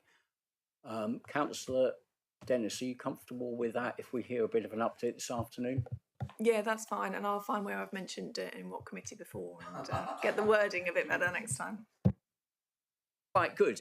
Okay, so unless there are other comments, let's take the recommendation number 3 here that we note the draft annual governance statement for the financial year.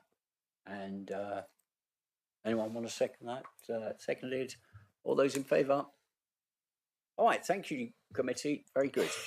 All right, so really appreciate all the work the finance and other teams have done, supported by Councillor Reg Abley. Oh, led by Councillor Reg even. Yes, and there's a request for a 5-minute break. Okay, which let's do now. Thank you.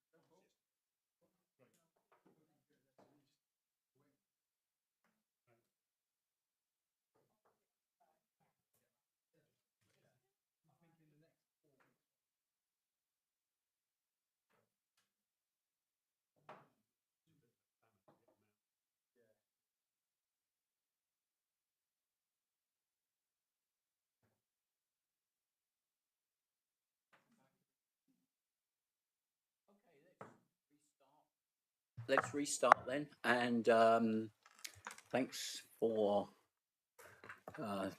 returning after short break. Item 7, end of year internal audit plan.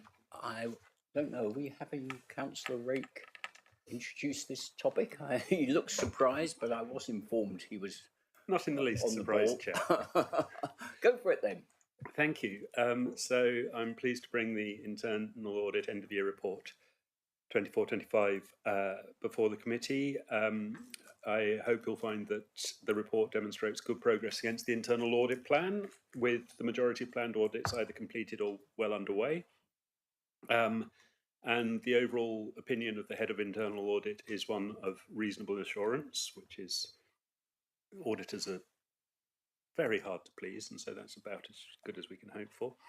On which subject, it's pleasing to note that there were 7 substantial assurance opinions and 16 reasonable assurance opinions provided, which reflects positively on the council's internal control environment. There's one limited assurance review for the depots and stores, as mentioned in earlier discussions, and the management team have provided assurance that recommendations are being implemented and new procedures being put in place, so which we've already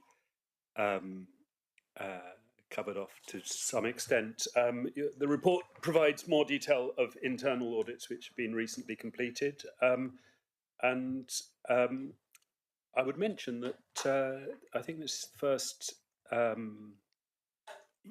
internal audit end of year report in the life of this committee, not as currently constituted, that hasn't been presented by Dominic Measures, who has retired. And I'd like to, I'm sure you'll join me, Chair, in extending our thanks for all his support and advice to the council over the years. But when one door closes, another one opens, and so I'd like to hand over to Joe from Devon Audit Partnership to take you through the report in more detail. Thank you. What an eloquent introduction. I can't add anything. Thank you, Councillor. Councillor Rick. Okay, Joe, thanks for joining us. Yes, congratulations to Dominic. Thanks for all his work, and yeah, take us through the detail, please. Perfect, thank you. Just for awareness, obviously, as detailed, Dominic has retired. So just for awareness for the committee, then I will be presenting for the foreseeable future at the audit committees. So I oversee the audit work that's happening across South Hams in terms of sort of that QA process. So hopefully aware of some issues, aware of all the issues that are coming out in the audit reports. If there's any detailed questions on any of the ones contained in this report, I may need to refer back to the full report to get any answers to any questions that are raised. But I will do my best on the knowledge that I have with me today. So just to take you through the report, is a very good summary that's been given already, and the reasonable assurance level has been given again, which is a good level of assurance to be achieving overall for the audit work performed. The high level summary is a really good page to look at on page 190 in the pack. That just gives a real flavour in terms of where the different pieces of work we have carried out and where they sit in terms of the level of opinion given. Just moving on to sort of audit coverage and performance against the plan. So it's worth noting that at the time of writing this report, obviously with papers, deadlines, etc., there were still 4 pieces of work that were sort of at that end testing stage, draft report stage. So they're not reported on within the end of year report. They will come to the next committee. And those are business rates, council tax, ICT patch management, and the Dartmoor Lower Ferry. So they will be reported on in terms of their status at the next committee. In terms of Appendix 1, so this is the detail on any reports that have been finalised since the last committee in March. So as always, we give a summary of the work, summary of our evaluation of the work performed, and we also include the medium and high if there's any recommendations in there in terms of what's being done by sort of the clients to take those issues forward. that's really everything I wanted to go through. I'm just happy to take any questions that you may have.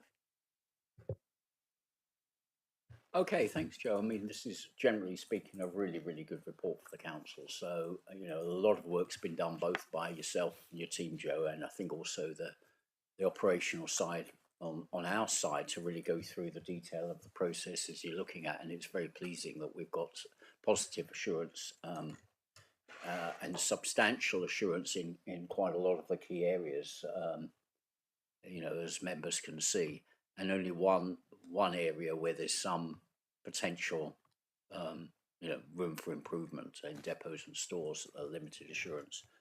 I notice in that there's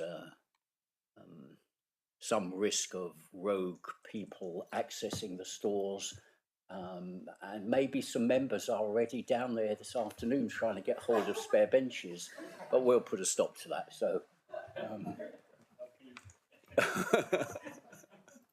But seriously, I mean, this is very good. I don't know if members have got any questions on the detail. There's a lot in here, so I'll open the floor for members to ask any or give any comments. Thank you, Joe.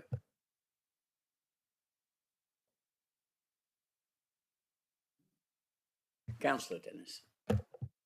I suppose just to elaborate on the procurement one, I'm having been on the procurement task and finish group. I suppose it's good to know it's already got a reasonable assurance, but I'm excited by the prospect of the new procurement strategy. Certainly within that group, there's a lot of enthusiasm from Ms. Rosanna Wilson, who has been working on it, and I felt we all felt very confident in that meeting that Rosanna understood the ambitions of the council and hoped to integrate them into a new strategy. So looking forward to that being presented to executive, and hopeful that next time that will get an even greater assurance there. Yeah, thanks, Councillor Dennis. So again, good input from members, I think, in that area. All right, are there any other thoughts or feedback? I was just looking at the... Yeah, Councillor Steele. Yes, the depot's the limited assurance, but it does look like a lot of work's been done. So is that, it's not quite on top of it yet, but it's getting there? Is that the overall... Yeah, so I think as the report reflects that there was a number of recommendations made on the last audit which weren't implemented. The people who involved at that time aren't no longer with the council, but since the audit we commissioned the new system, which is how we manage our property services and our stores department.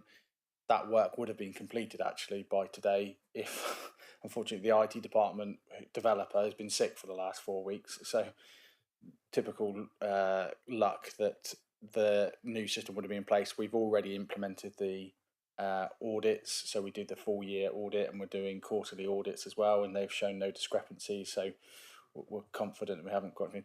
And as I said in that conversation earlier, we see that the aim is to reduce our stores dramatically anyway, so we don't actually carry as much risk of both stock becoming damaged or deteriorating. So I think we're a long way, and all the health and safety actions have already been implemented as well. Thank you. Yeah, thank you for that. I think there's been some separate conversations on the depots, so it sounds like work's already in hand to improve things there, which is very good, and congratulations again on your wider role on this. Joe, did you? Oh, sorry, I didn't see. Thank you, Joe. Thank you, Chair. No, I just wanted to come in off the back of that comment, and it sounds really positive in terms of what we've been told to the committee in terms of progress on the issues that we raised in our audit report. Because it has achieved that limited level of assurance, we will do follow-up work on this anyway. So obviously when we get the responses back to finalise report, we get target dates for the implementation of the different issues that we've raised. Obviously, if it's a high or medium risk issue that we've raised, then we'd look really that those are quite timely in order to take things forward. And it sounds really positive from the verbal feedback you've had today. So we will look to work with the service in order to put in a follow-up review, and we will report back to the committee during 25-26 on an update. Yeah, thank you, Joe. Yeah, overall, I mean, very, very good outcome here. So just looking at the numbers, 16 reasonable assurance, 7 substantial assurance, and only 1 limited assurance, which really for a council like this is fantastic report. And I noticed, Joe, that you've got some sort of changes in the way that you're, or sort of emphasis in the way that you're doing things. So more agile approach maybe, and more flexible to look at the emerging risks and the topics that are coming up. I wanted to ask, or maybe suggest, that in next time we see this annual report, we look at all the audits or the universe of topics that you're covering, because I think what we can't see in this is areas that you haven't looked at for a long period of time, or maybe ones that were limited assurance in the past that you're going to go back to. Is there a way of having some sort of table of everything included so we can see the bigger picture when we get these annual reports, please? That's a really good question. And what I would suggest is actually we bring that forward a little bit and think about that in the audit planning process for the following financial year. So we have a robust planning process that we go through in order to identify what areas we're going to look at over the next financial year. So what we could do, and we started doing this at other authorities, so it'd be quite useful to implement it for South Hams as well, is to involve the audit committee in that process. So we could have a workshop when we're looking at the planning for the following year. So we can talk you through where we feel we've got these high risk areas that we need to be looking at in terms of the next year's plan, and how we go about looking at that in terms of the fact that we are a partnership and we're auditing other local authorities across Devon. We understand sort of the more sort of national and global risks facing local government. So we can bring in sort of all that information, and obviously local issues that affect South Hams, previous work we've done, etc. And that will then also look at the universe that you alluded to, because we are very aware that there's known areas that we want to be looking at certain times. For example, key financials, we look at a regular sort of cycle on those. And we want to get a spread across different service areas as well, but we very much look back to the risk register, and that's where the word agile comes in, because if there was an emerging risk that came in this financial year and we couldn't sort of wait until next financial year to add it on the plan, because it does need some assurance on that, then that's where our agile approach comes in, and we want to look at making some time available within this current year. So I would suggest, and we can chat this through in more detail offline, is that we have a workshop when we're looking at that planning stage, and that is around sort of the February time. So before your committee to approve the plan, we would have a workshop with the audit committee and discuss that process. So when we get to the committee where you're approving the audit plan for the following year, you're fully involved in that process, can understand why things are on the plan, and it'd be a lot easier for you to approve that plan going forward. Is that helpful? Well, thanks, Joe. It's a good suggestion. I like it. And what do other members think? Is it something we want to spend time looking at? Councillor Nix? Yes. Oh, I think there we go. very similar. Discussion just with the two of us. You guys carry on. Yeah. Perfect. Anyone else want to comment? I'm getting nods. Some yes. Okay. How would that work, Joe? How would it work? So in terms of how we've done this as a local authorities is we would look at when you'll be looking at approving the internal audit plan, which tends to be probably in March time for here. So we'd probably want to work back to maybe what committee meeting you might have before that. Without the timetable in front of me, I'm not sure that what that would look like, but it may be that you tag on a workshop after the committee or before the committee before, bearing in mind that November, December time, we're very much doing our planning, so we probably wouldn't be ready to have that discussion sort of prior to that, but around sort of that January time or maybe December, we could be looking at having a workshop with you, because we'd be ready to sort of bring to you our thoughts in terms of all the work we've done behind the scenes, and then have that discussion with yourself. Okay, I mean, refer to Lisa to look at the timetable. Help us look at the timetable. Yes, thank you, Chairman. Because you're right, the report would come to the March committee, but our reports always have to be drafted nearly a month in advance. So if we could hold that session in January, that would be helpful, I think, and then that would give us time to take into account the lead-in time for reports. That would be great, Joe. Thank you. Do we have to have it as a separate meeting because we don't have a meeting? Yes, I think so. I think it would be good to have, like we did for the self-assessment of the audit committee, Right. a similar sort of session with audit committee members. I think it would help us understand the work and, maybe help us see if there are any gaps or areas we don't understand and want to drill down on. I think an hour and a half or something like that might be good. Do people agree? I mean, yeah. And should we open it up to other members? There's no harm in doing that, is there? Okay, so Joe, good suggestion. Thank you. Let's take that as an action. Good. All right. Councillor Rake. Sorry, Chair, I have nothing to add. I was just thinking about protons.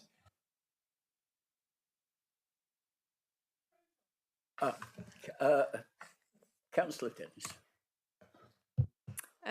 Just another sort of positive, really. I think the work done on the elections team, I suspect that was done before the county council, by the way it's written, and already some of the improvements I felt were made in time for that.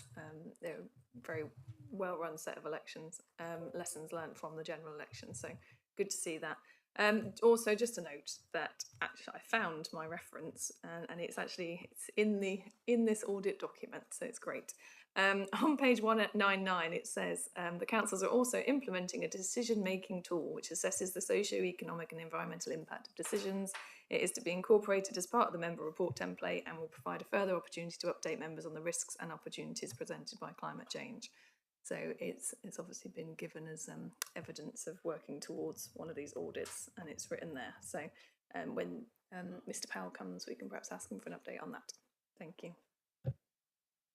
Okay, well spotted. That's good. Thank you very much, Councillor Dennis. All right, just moving on then.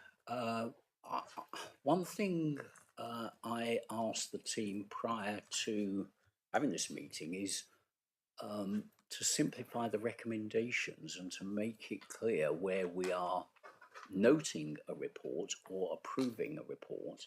I see we're doing both here. I'm a bit confused again, like Alphanam. But what are we approving here, Lisa? Or Joe, can you help us? Because or anyone, because by approving something, it suggests that we have the option of making a change if we don't like it. Are we able to do that if we want? If we so minded, what could we change? Thank you, Chair. I would say you're noting the report today, so the work that we bring to you in our annual report is work that we've already agreed with the client, with the members of the SLT in terms of the audits, so the statuses and the findings, the statuses, in terms of the issues and the management actions have already been agreed. So my thoughts are that you're noting the report today. Yeah, thanks, Joe. That would make more sense in my mind. I don't think there's a recommendation here that we are approving, but I mean, someone may disagree. I'm open to feedback, and I've asked Councillor Birch to help us understand this, and it's a subject we'll come to later as well. But if the committee agrees, I think we should, on Joe's suggestion, just remove the word "and approve." We're noting this report because it's already work that's been done and underway by without our direct involvement in a sense. So I think that's clearer. Councillor Dennis.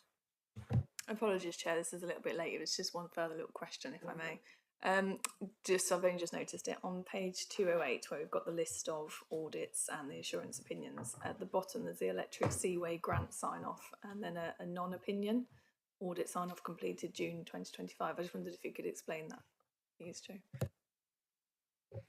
So in terms of any grant work that we do, that there's a prescriptive sort of description on the conditions that the grant needs to apply to, and as part of that there will be sign off by internal audit, and that doesn't apply to all grants. Not all grants would require that, but this one did. So we then just carried out the work in looking at the grant's terms and conditions and ensured that the work performed by the council was in line with those terms and conditions, and we were satisfied with that. So any grant work that we do across the partnership, it is non-opinion. We're not giving a sort of opinion in terms of substantial, reasonable, limited. We are actually just saying that actually they have met the requirements of the grant terms and conditions, and that's how we sign that off, because there is a general grant statement that we have to sign, which is very different to an audit report that we would produce.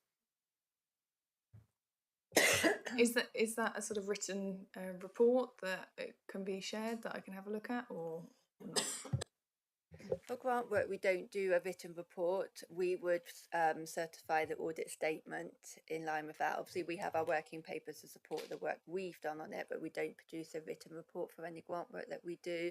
We just confirm with the auditor's statement that we have carried out the work to agree that the terms and conditions of the grant have been met, and we sign that off. So there's no written report, I'm afraid. From memory, Joe, I think this might have been a Homes England grant for St Anne's Chapel. Yeah. All right. I know we've done St Anne's Chapel as well, haven't we? Yeah. So presumably we're just validating that the money coming in is the same as the money going out. In simple terms, is that used on the appropriate project? Is that basically what you've done? That is the basis of any grant work we have there. So there'd be terms and conditions linked to any grant that we're looking at, and we just confirm that they have been met in terms of the income and the expenditure, etc. And each grant will have slightly different terms and conditions, so we just have to specifically look at what they are in relation to that grant. And when we sign it off, we are confirming that we are content that those conditions have been met. If we aren't assured that they have been met, then we won't be signing that off. So having the sign off is enough to say that we are happy with the terms and conditions that have been met.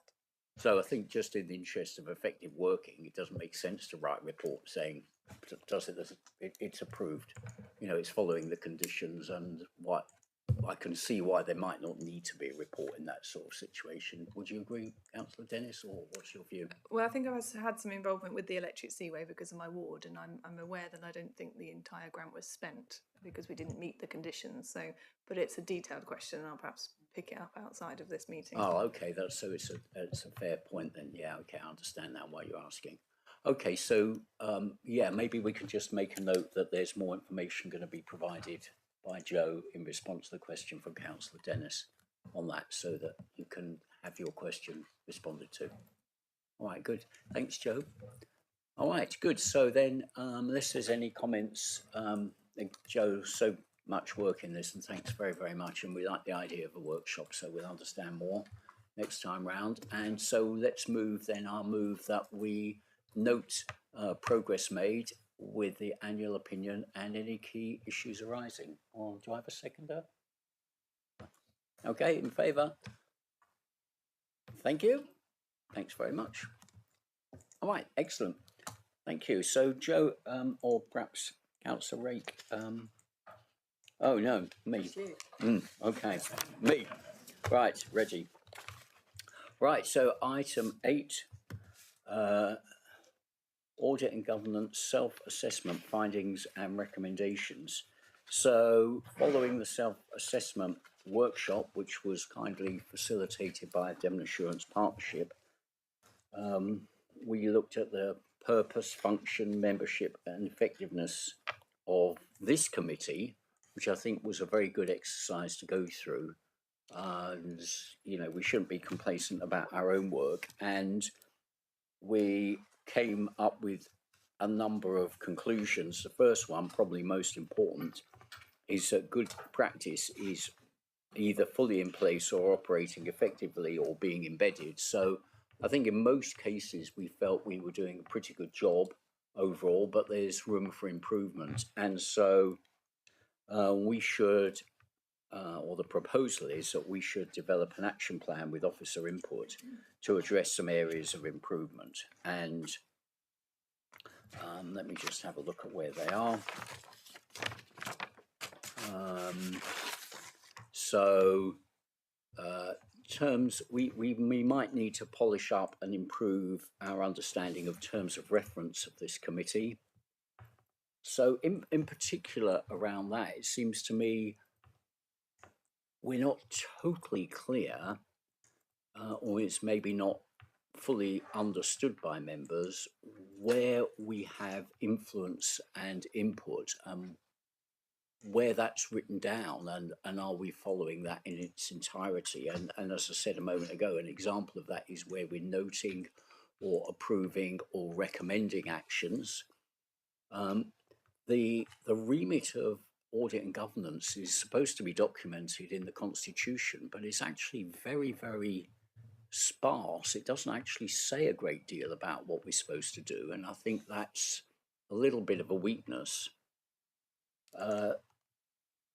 Secondly, there's a question of whether we produce an annual report. I mean, it could be quite a short document to say, the highlights of what we've achieved or the changes we've made.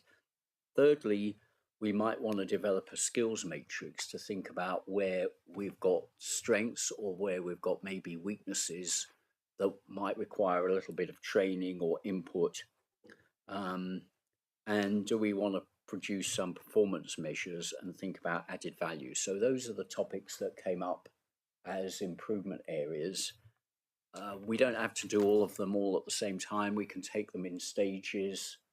I think, it might be logical to think about the remit and scope and responsibilities of this committee first before we go on to do, say, skills audit or training, but I'm open to suggestions and think about the way forwards. Any points? Councillor Nix. Yes, I believe SIPFA have got a range of documents that we can use to do this work. It's not going to be just from throw it all up in the air and hope it comes down. So hopefully we can access those and go through those. But I think primarily the terms of reference, and I think the skills matrix is quite important because we're obviously all have different skills on the Audit and Governance Committee, and we need to have a look and see where we might be missing them or where we can improve them, and also what use we can make of the outside bodies like DAPS and etc. as well. So I don't know how we would go forward, or if anybody's got a recommendation, looking at Joe here, about how we should move this forward, really.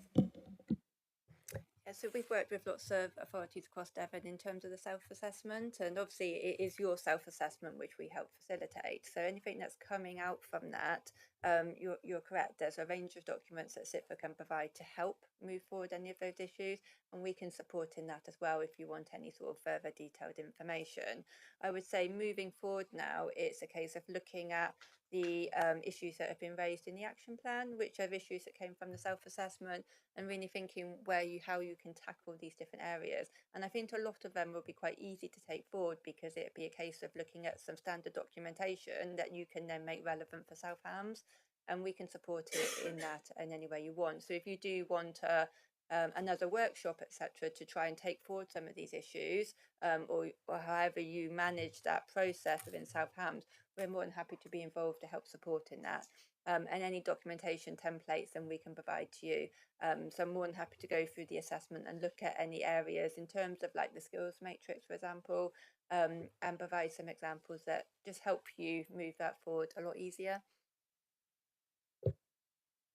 Thank you. Would it be possible to send us the skills the paperwork with that would would go against the actions that are in the plan, so that we could have a look as a group? Obviously none of us have had a look at that.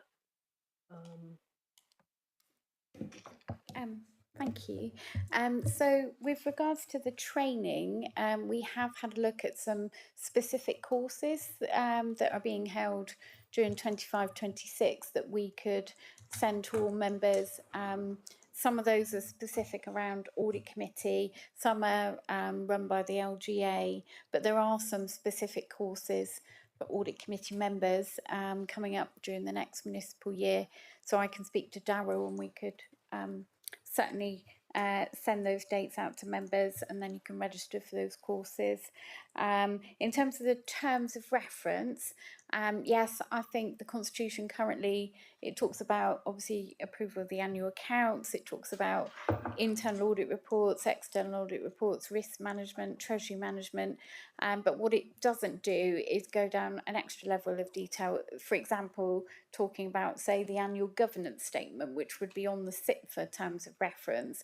So I think what we can do is take the SITFA terms of reference, compare that to what's in our current constitution, and then look to bring that back to members at our October meeting, or we could have a workshop in between, whatever members' preference it is on that.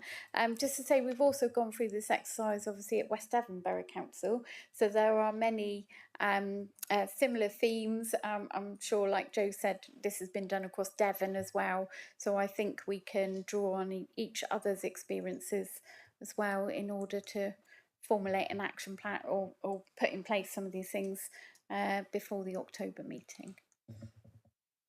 Yeah. Thank you. Thank you, Lisa. Yeah. Thank you. Vic. Just that discussion there between the two of you about the perhaps lack of detail in the Constitution. I mean, we have 2 years, maybe 3 years to run, and so by using SITFA, then you address the issue. But looking forward to local government reorganisation, we would want the new unitary, whatever form, to have a complete constitution. And if this is a lack here, maybe it's a lack elsewhere, and maybe the committee could forward a recommendation of what should be in unitary's constitution, because that will presumably be being developed over this same timescale. Well, that's an interesting suggestion. I mean, do we have the authority to do that? Maybe we could do it just as a separate piece of work. I don't know. What do you think, Lisa? Just to say, in terms of our constitution, I just wanted to say I don't think the council's monitoring officer would probably agree that the terms of reference in the current constitution are lacking. I think it's more there's a bit of an additionality that we can add in to make it more explicit. So, for example, it doesn't talk about the audit committee approving the annual governance statement, but it does talk about the audit committee approving the accounts. And you could argue the annual governance statement is part of the accounts, they get published at the same time. So I think it's just adding in a bit of extra additional wording around that. I don't think our constitution is currently lacking as that. It's just that if we want to fully meet the SITFA guidelines, we just need to add a few extra words in, I think.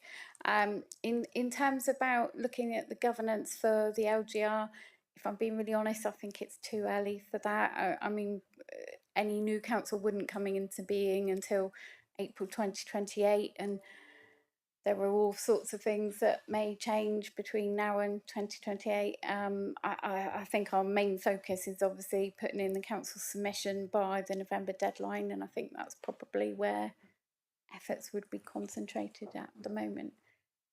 Thank you. Okay, thanks, Lisa. So let's, Councillor Steele. Yeah, just to raise, I really like the idea of terms of reference, the skill set, identifying what we can do.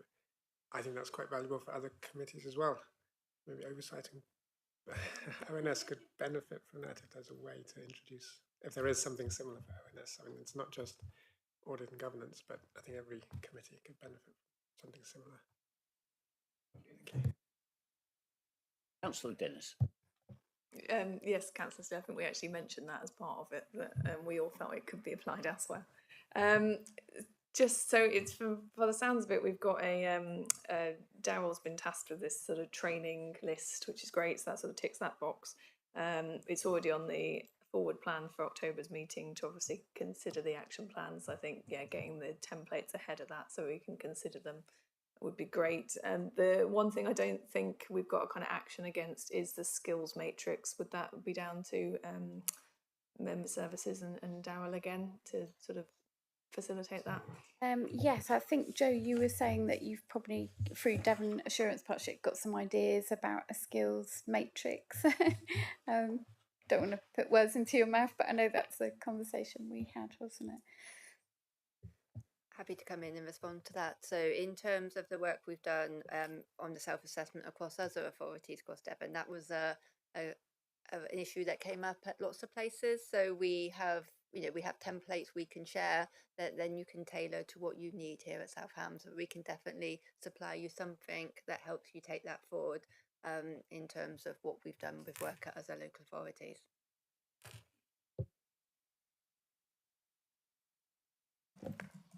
So I suppose we've got lots of bits here. We just need to put them together and agree what the actions are between now and the October meeting, because obviously it's being discussed.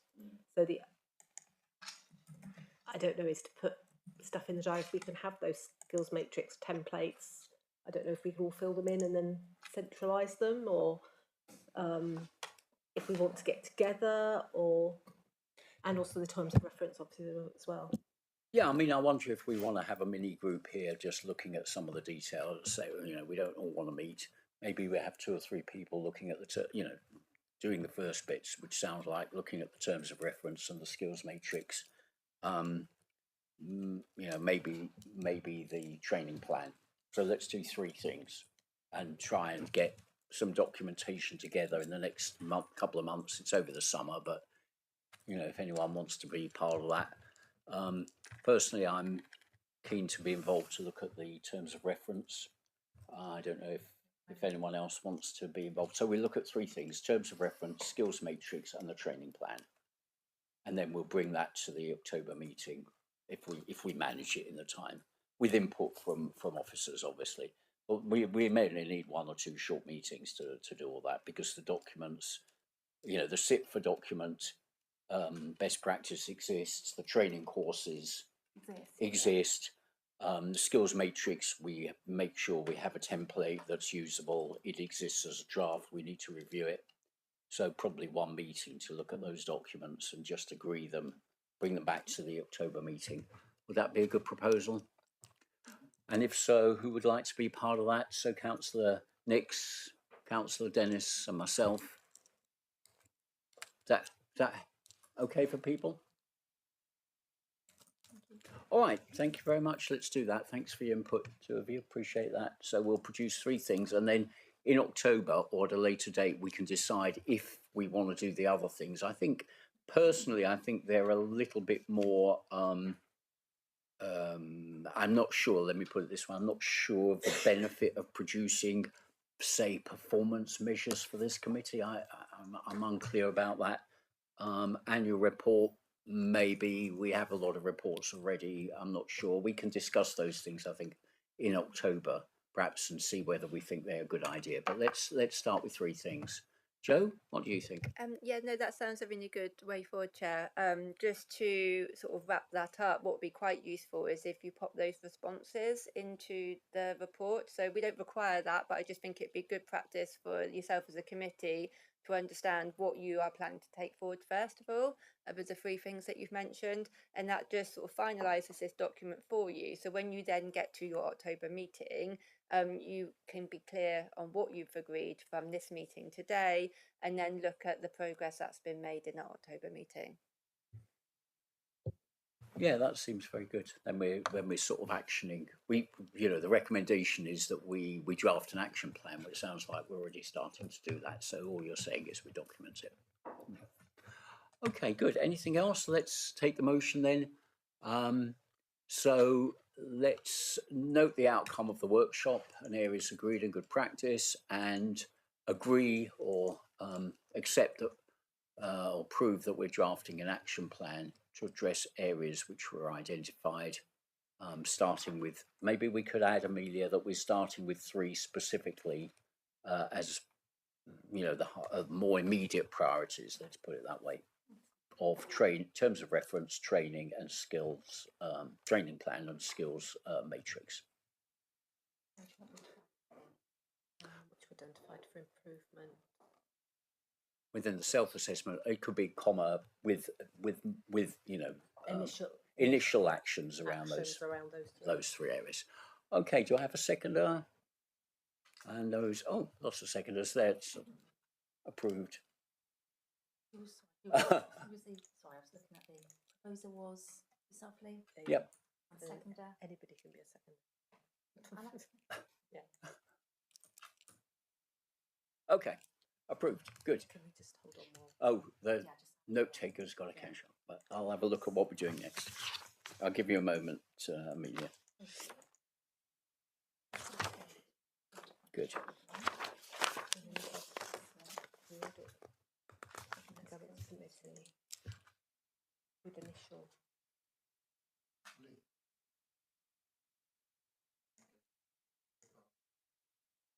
Oh, of course. Is it better than this one? With initial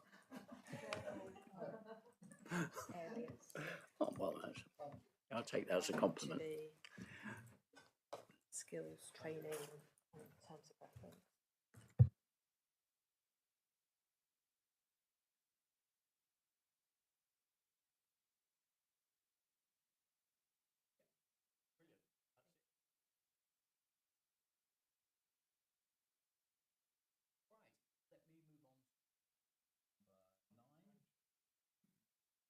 Thank you. Let me move on to item number 9. So, Lindsay, you've produced very kindly a report from yourself, which I really appreciate. And it was a surprise because we didn't expect this, but I think it adds value to us and is very good to have an outside view with your experience and insight.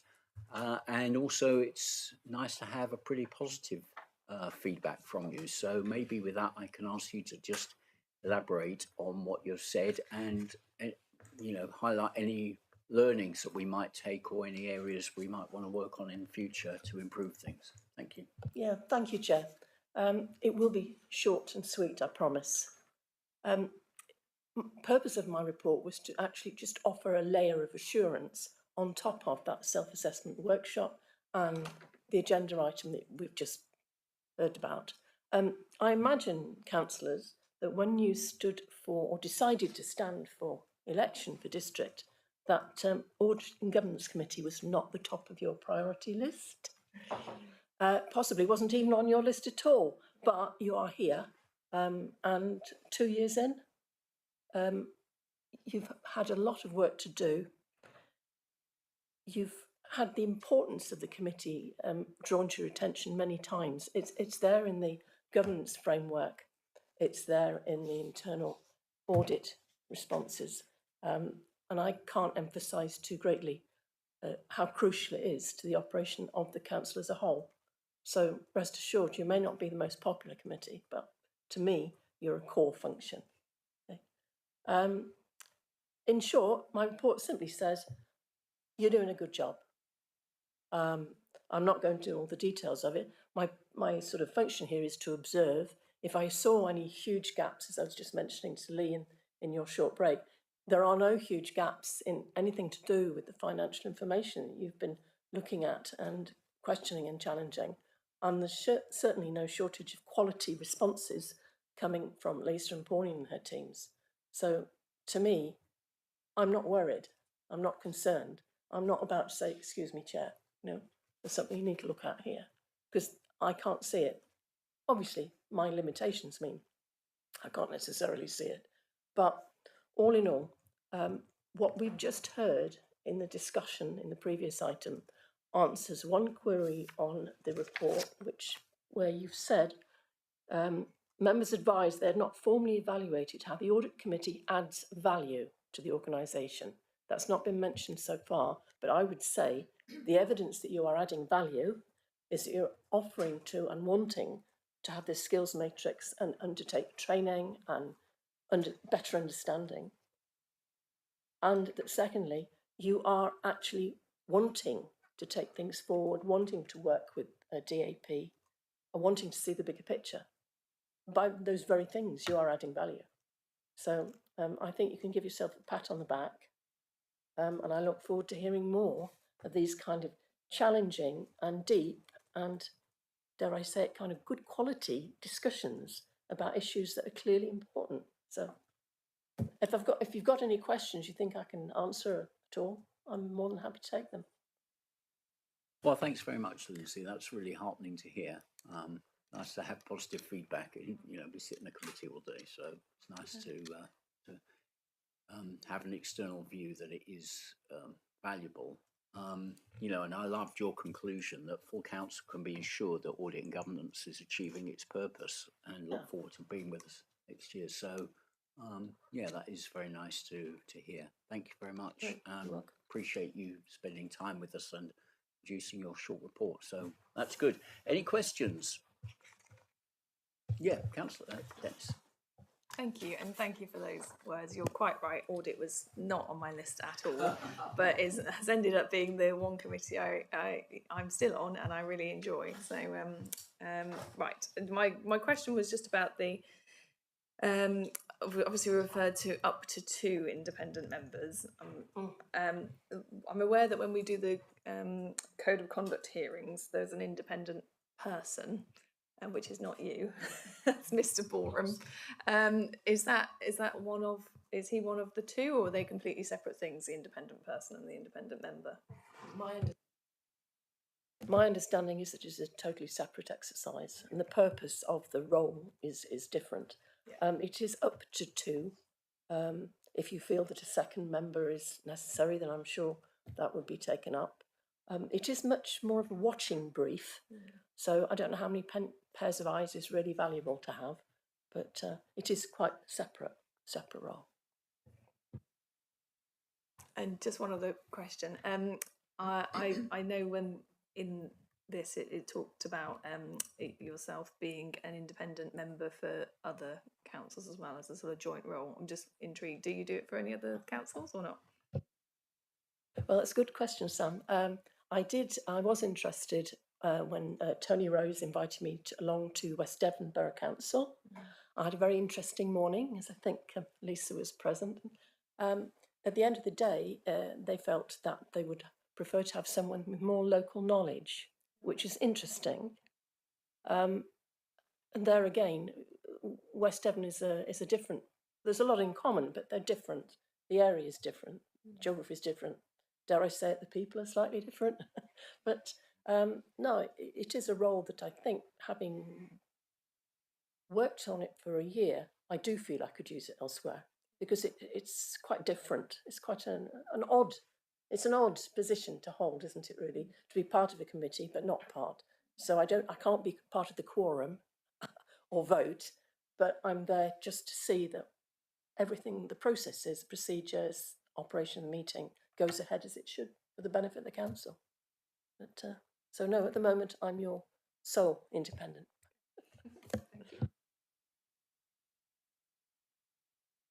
Okay, thank you. Any Councillor Steele. So as your, I guess during the past year, has there been a time when you felt, oh, I should interject here, or under what? Has there been a time during the past year where you felt, oh, maybe I should interject here, or what circumstances would you come into the meeting? Not as much interject as just to observe, the kind of the relationships and the way discussion works. There's occasionally occasionally it happens that ward responsibilities leach into the discussion of the meeting. I hesitate to say car parking, but I think you'll all understand what I might mean. But really, to be able to leave your ward responsibilities at the door when you walk into these meetings is a really powerful contribution to make. You're working together as a team, not because of your individual councils, districts, parishes as well, I know, but actually just for the good of the council. So no, I've not ever thought, oh goodness, I've got to say something. No. Yeah, thank you. It's a fair point, I think, about working for the council overall rather than being parochial about it, which is hard sometimes to separate, but yeah, fair point. Okay, thank you very much, Lindsay, and good questions and comments. So let's move the recommendation that we note the report of the independent member attached in Appendix A. I'll move that. Any seconder? Yep. Oh, new people. Those in favour? Thank you very much. Yeah, you're very busy today, Amelia. Sorry, we're going quite fast. No, it's fine. Okay, sorry if we go, yeah, okay, good. Sorry if we're going too fast. All right, thank you. So let's go to item 10 then, the Counter Fraud Resilience and Assessment Report. So, yeah, Councillor Rake will introduce the report and Joe McCormack will go through the detail. Councillor Rake, over to you again. Thank you, Chair. Yes, as noted, item 10 is the Devon Assurance Partnership Counter Fraud Services Team Report and Update for 2024-25, containing one of the liveliest but most fatuous graphics I've seen in a report thus far. Not the responsibility of Devon Audit Assurance Partnership at all, but CFAS, and I think they should stop it. But anyway, be that as it may, the report outlines the ever-increasing fraud threats that affect all areas of public spending and the responses expected from the authority. DAP, Devon Assurance Partnership's aim is to support the continued work to ensure that the appropriate processes are in place, and this includes good governance processes, acknowledging the threats posed by fraud, preventing and pursuing those who would look to commit fraud, and providing assurance that the authority, the public and the wider public purse are being protected from fraud wherever possible. And on that, I'll again hand over to Joe to take you through the report in as much more detail as you would like. Thank you for the introduction. First thing I will add is those of you maybe were lucky enough to meet Ken Johnson, who was our senior counter fraud officer within the partnership. So Ken took the decision to retire earlier this year, so we don't have him with us anymore. So he would normally have taken you through this report. In terms of filling that post and filling Ken's shoes, it's a difficult one. He was very good at what he did, but we have recruited to that, and that's embedding at the moment. So just for the committee's sort of reference, hopefully in the future you'll have somebody coming along to the committee with that counter fraud hat on in terms of their role within the partnership, and they will be providing this update to you going forward. In the interim, that's myself, so I do my best to answer any questions that you do have on that. What I would say in terms of our involvement with counter fraud with South Hams is we assist with any sort of counter fraud policy, strategy, and any training and awareness that we're asked to undertake for the authority, and we would have those conversations where necessary. I think the key part of this report that's in front of you today is the checklist, Appendix 1.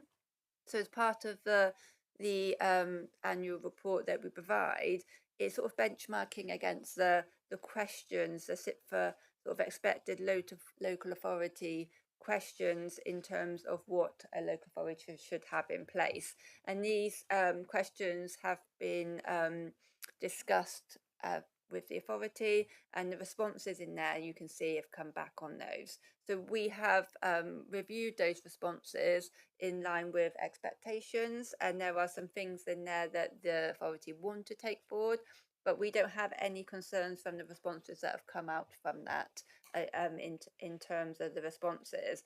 In terms of any fraud activity that we've been involved in within South Hams, that is none. So if there was any potential fraud that comes out, then Lisa and the team can come to us and we can conduct any investigations, but we've not been alerted to any specific frauds that have happened over the 24-25 financial year. I'm happy to take any questions that you might have in the report. If I don't have the answers today, I will come back to you on those. Thank you, Joe. Lindsay, go for it. Well, a question from me. No, forgive me. I notice in point 19 and referred to elsewhere that this authority has no annual fraud plan as such. Is that the case of other councils that you work with? In terms of benchmarking it as authorities of a similar size, yes, that is quite common. in terms of a fraud plan, I think very much the expectations that we would look in line with sort of the benchmark is that there is a policy and a sort of a strategy on how you would be dealing with any fraud that does happen within the authority, but also looking at that training and awareness, because the prevention is really sort of a good steer to be looking at rather than sort of, you know, having to investigate the fraud. So it's raising that awareness across staff and across members is where we sort of are pushing that really. But in terms of an annual fraud plan, it's quite common that authorities of a similar size don't have an actual plan in place.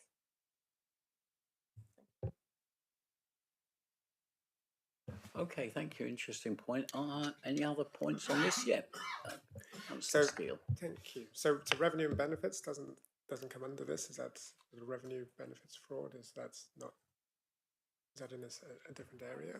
It is part of that, but the fraud team now sit within the DWP. So fraud teams used to sit within individual councils, and then it all got transferred to the Department for Works and Pensions. Yeah. So, sorry, I didn't understand. Maybe I'd just check what I heard.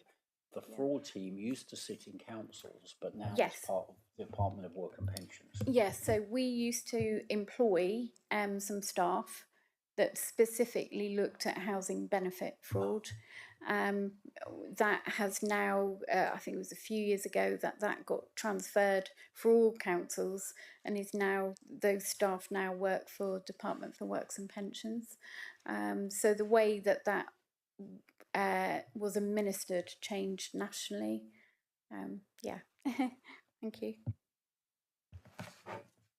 Okay, any other points here? I mean, I have to say I'm a tiny bit, while I'm encouraged that there haven't been any fraud reports, and I'm encouraged by Devon Assurance Partnership having no major concerns, I'm a bit confused about this report. What's that, Councillor? I was suggesting it was that graphic. Oh, it could have been the graphic. Yeah, well, it could have been that. That didn't aid my understanding, I have to admit. The bit that I'm struggling with is that there's, in the conclusion, I mean, a number of points. In the conclusion, it says that the authority's counter-fraud resilience continues to improve, moving to an ever stronger assurance position. But it doesn't say where it starts from. I mean, is it starting from good or terrible? I'm also a bit unclear who's really owning counter fraud and resilience within the council. A few points of detail. Question number one, the answer is the authority is committed to preparing a fraud and corruption risk register. It doesn't seem to have one at the moment. It's work in progress. Question number four, where it asks about the portfolio holder, the answer is the Chair of Audit and Governance Committee will be briefed on fraud risks. Well, that's not quite the portfolio holder. I would have thought that's maybe Councillor Rake. I'm not really sure. I'm not trying to duck responsibility. I'm just trying to clarify. Question number six, a new policy has been created and presented to the committee in 2024. So is it work in progress, or has it already been presented to us? So there's a number of slight ambiguities, a lot of questions, a lot of different points of detail. I think 38 or something here. But overall, who is in our council really owning up? I have a good answer. Lisa, if it's you, I'm reassured. Tell me. Yes, it is me, Chairman. So every council has to have a nominated responsible fraud officer, and that is me. Okay. For the council. We did refer cases of fraud to Devon Assurance Partnership, particularly during COVID. So when the council was administering business grants, and we were administering that on behalf of government, there were several instances where we felt these applications may be fraudulent. One instance that we referred to Devon Audit Partnership, it was actually found that when it got referred further up, it was a national fraud happening nationwide, spotted by one of our officers, which we were really pleased about. So yes, so if we have instances of fraud or suspected fraud, because we don't have our own fraud team, we're not big enough for that, we do refer it to the Devon Assurance Partnership.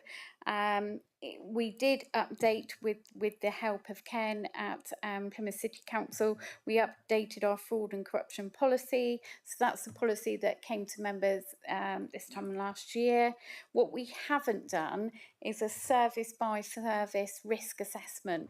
So I've seen ones other councils have done. So you go through every single service, for example, finance, planning, HR, legal, and you identify where are the areas where there could be potential fraud and what procedures have you got in place to make sure that that fraud can't occur. So it's looking at your internal controls, isn't it? So for example, if you were looking at HR, for example, you would say, okay, when somebody comes and applies for a job and you have asked for specific qualifications, so let's just say, I won't pick on Pauline, but let's just say it's a post that you need to be a qualified accountant for.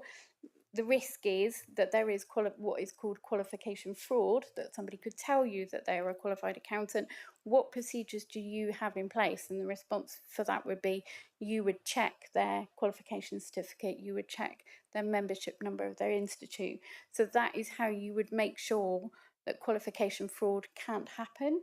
So you would go through service by service, identify what the fraud risks are and what controls you have in place to minimise those frauds.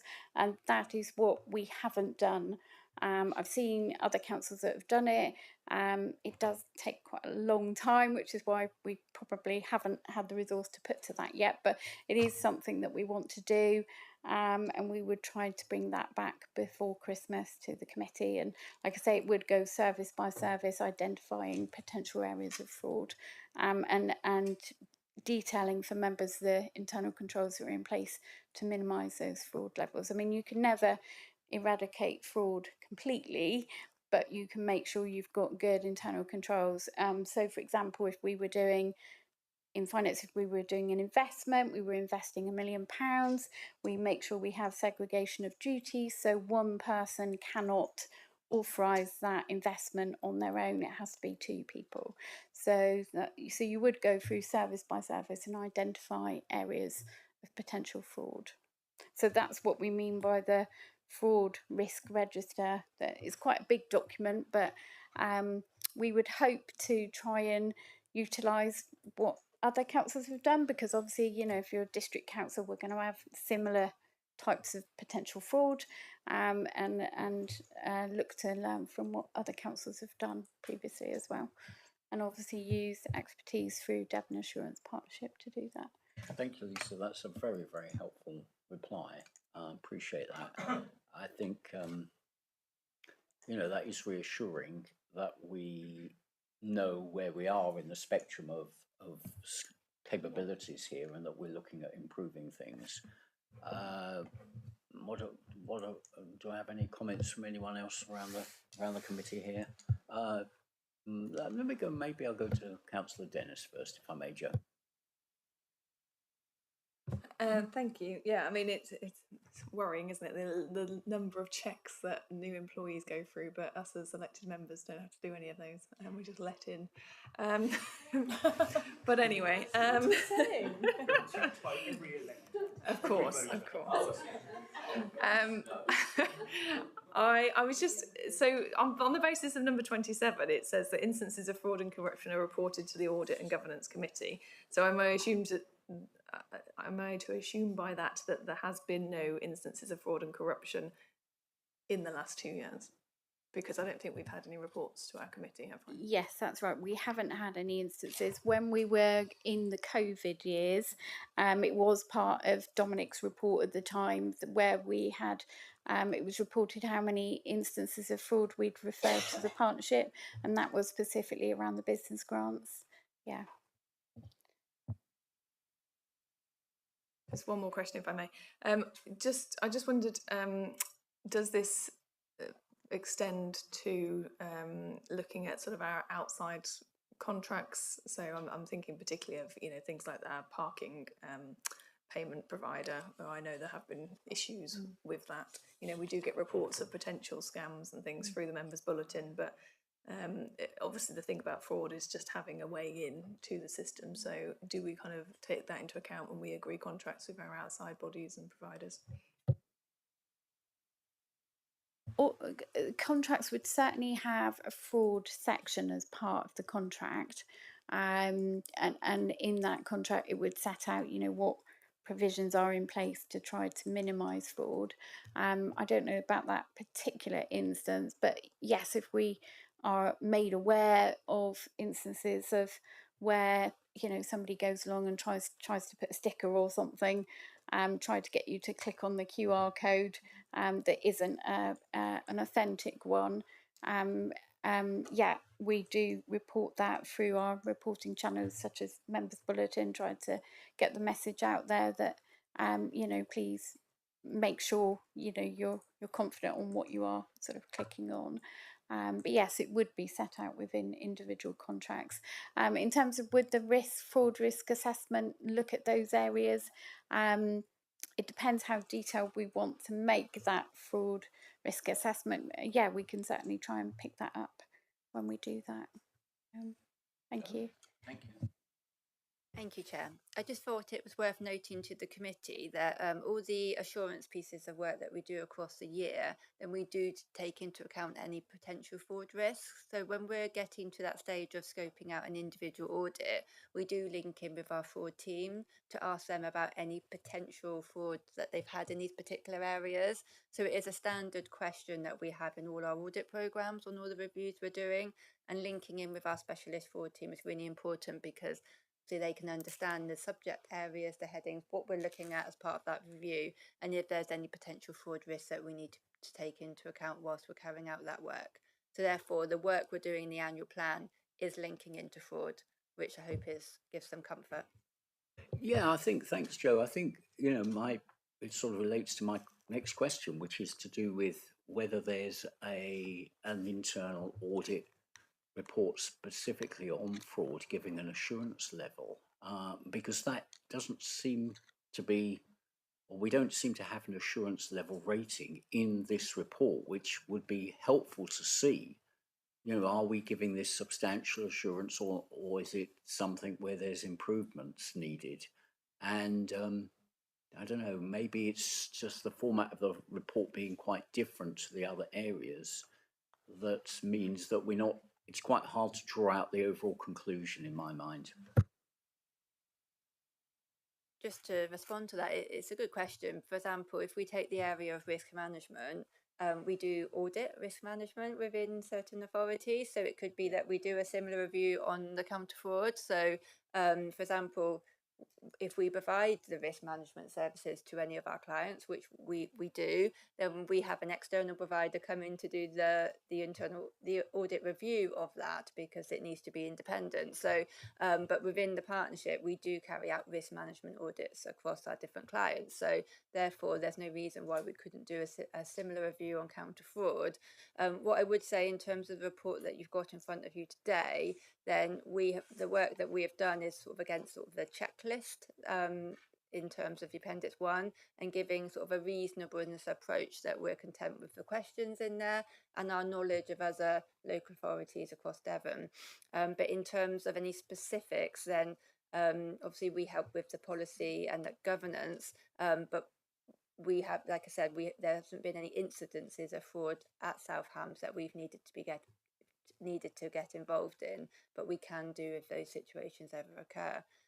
It may be that over a period of time you might want to look at some awareness training, and our specialists can come in to do that with different pockets in certain teams. So we have done that as a clients in particular teams like benefits teams, just for helping people to identify and detect fraud, and also sort of things to look out for and watch for. So there's a lot of prevention work I think really useful that we could share if you wanted. Yeah, okay, thanks. I mean, I don't know what other people feel, but my feeling is that it would be maybe as part of the workshop we discuss the idea of having an internal audit on fraud, the overall fraud strategy, because I think it would be useful not just to go through the checklist, which is obviously in quite detail here, but to get an overall assurance rating for the and obviously there's work going on to improve things, which is fantastic to hear. But you know, when Ken was involved, and I think he spoke at this committee last year, he emphasised how, and also the Devon Assurance Partnership meeting that we went to, he emphasised how risky the fraud area was for councils. So I think it would satisfy me more if we also had an internal audit review of the, so that we saw the overall fraud rating. But if people are happy, if members are happy, let's wait till we do the workshop for that and see if it fits in somehow. Would people feel good with that? Is that a good suggestion? Okay, could we note that, Amelia, please, to say that we will look at, or we will look at asking DAP to do a fraud assessment as part of the workshop. Good. Any other comments? If not, then let's note the contents of the report. And do we have a seconder? Yep, Councillor Steele. And those in favour?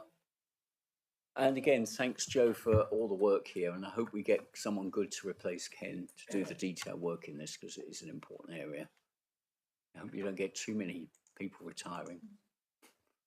All part of the succession planning, isn't it? I think we've dramatically reduced the average age across Devon Assurance Partnership. So with new intake, so yeah, we had a number of people retire over the last 12 to 18 months, which is natural progression, which means we were aware of it and we could plan for it.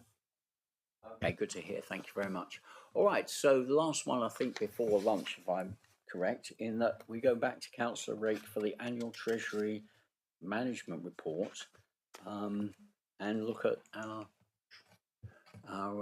Treasury indicators. Thank you, Councillor Rake.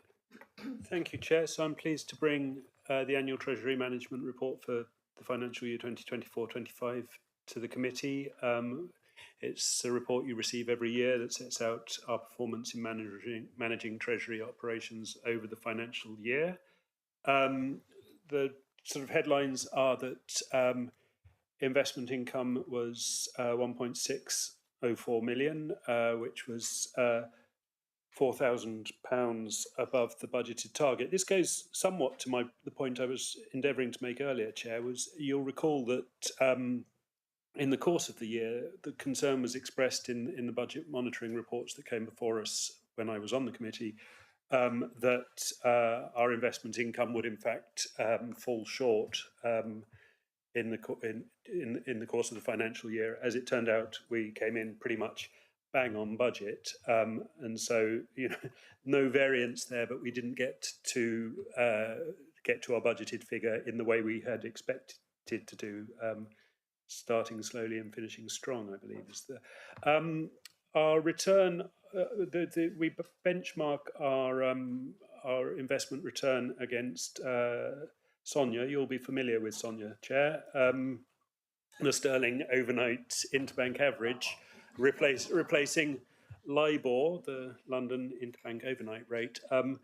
Curiously, Sonia gives 2 letters in the acronym to overnight and only 1 to interbank, whereas LIBOR did the reverse. So times they are a-changing.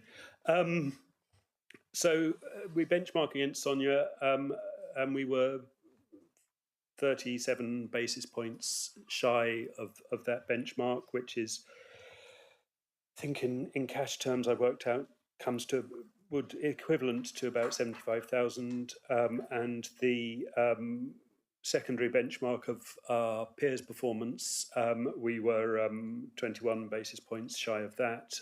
That's the SIPFA Nearest Neighbours benchmarking group. So we're broadly in line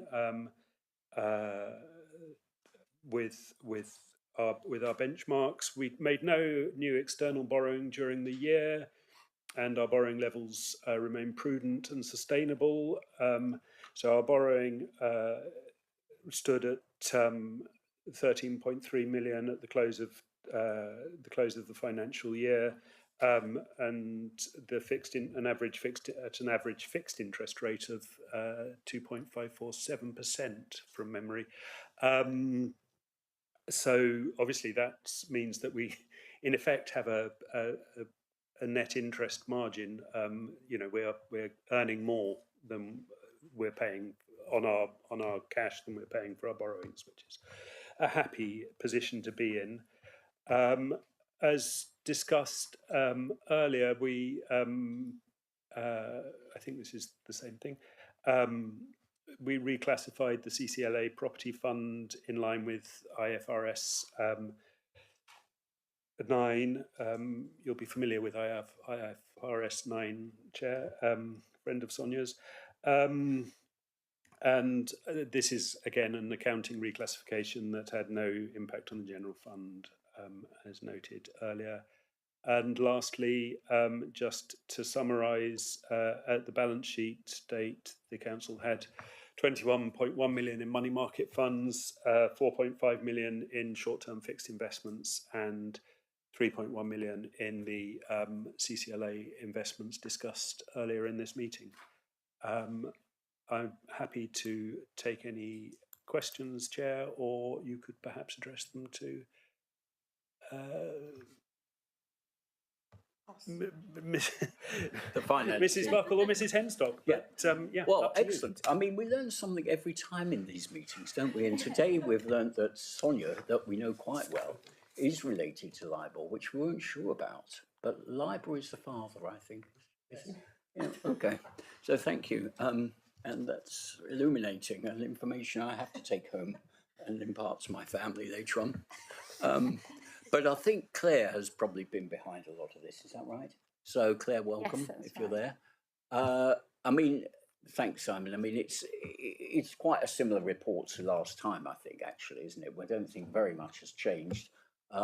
We probably did pretty well to get more income from our investments than we expected, although not quite as much. And it looks like we didn't quite beat the benchmarks, but there's probably some reasons for that, which I don't know if you want to mention or if it's really that important for us.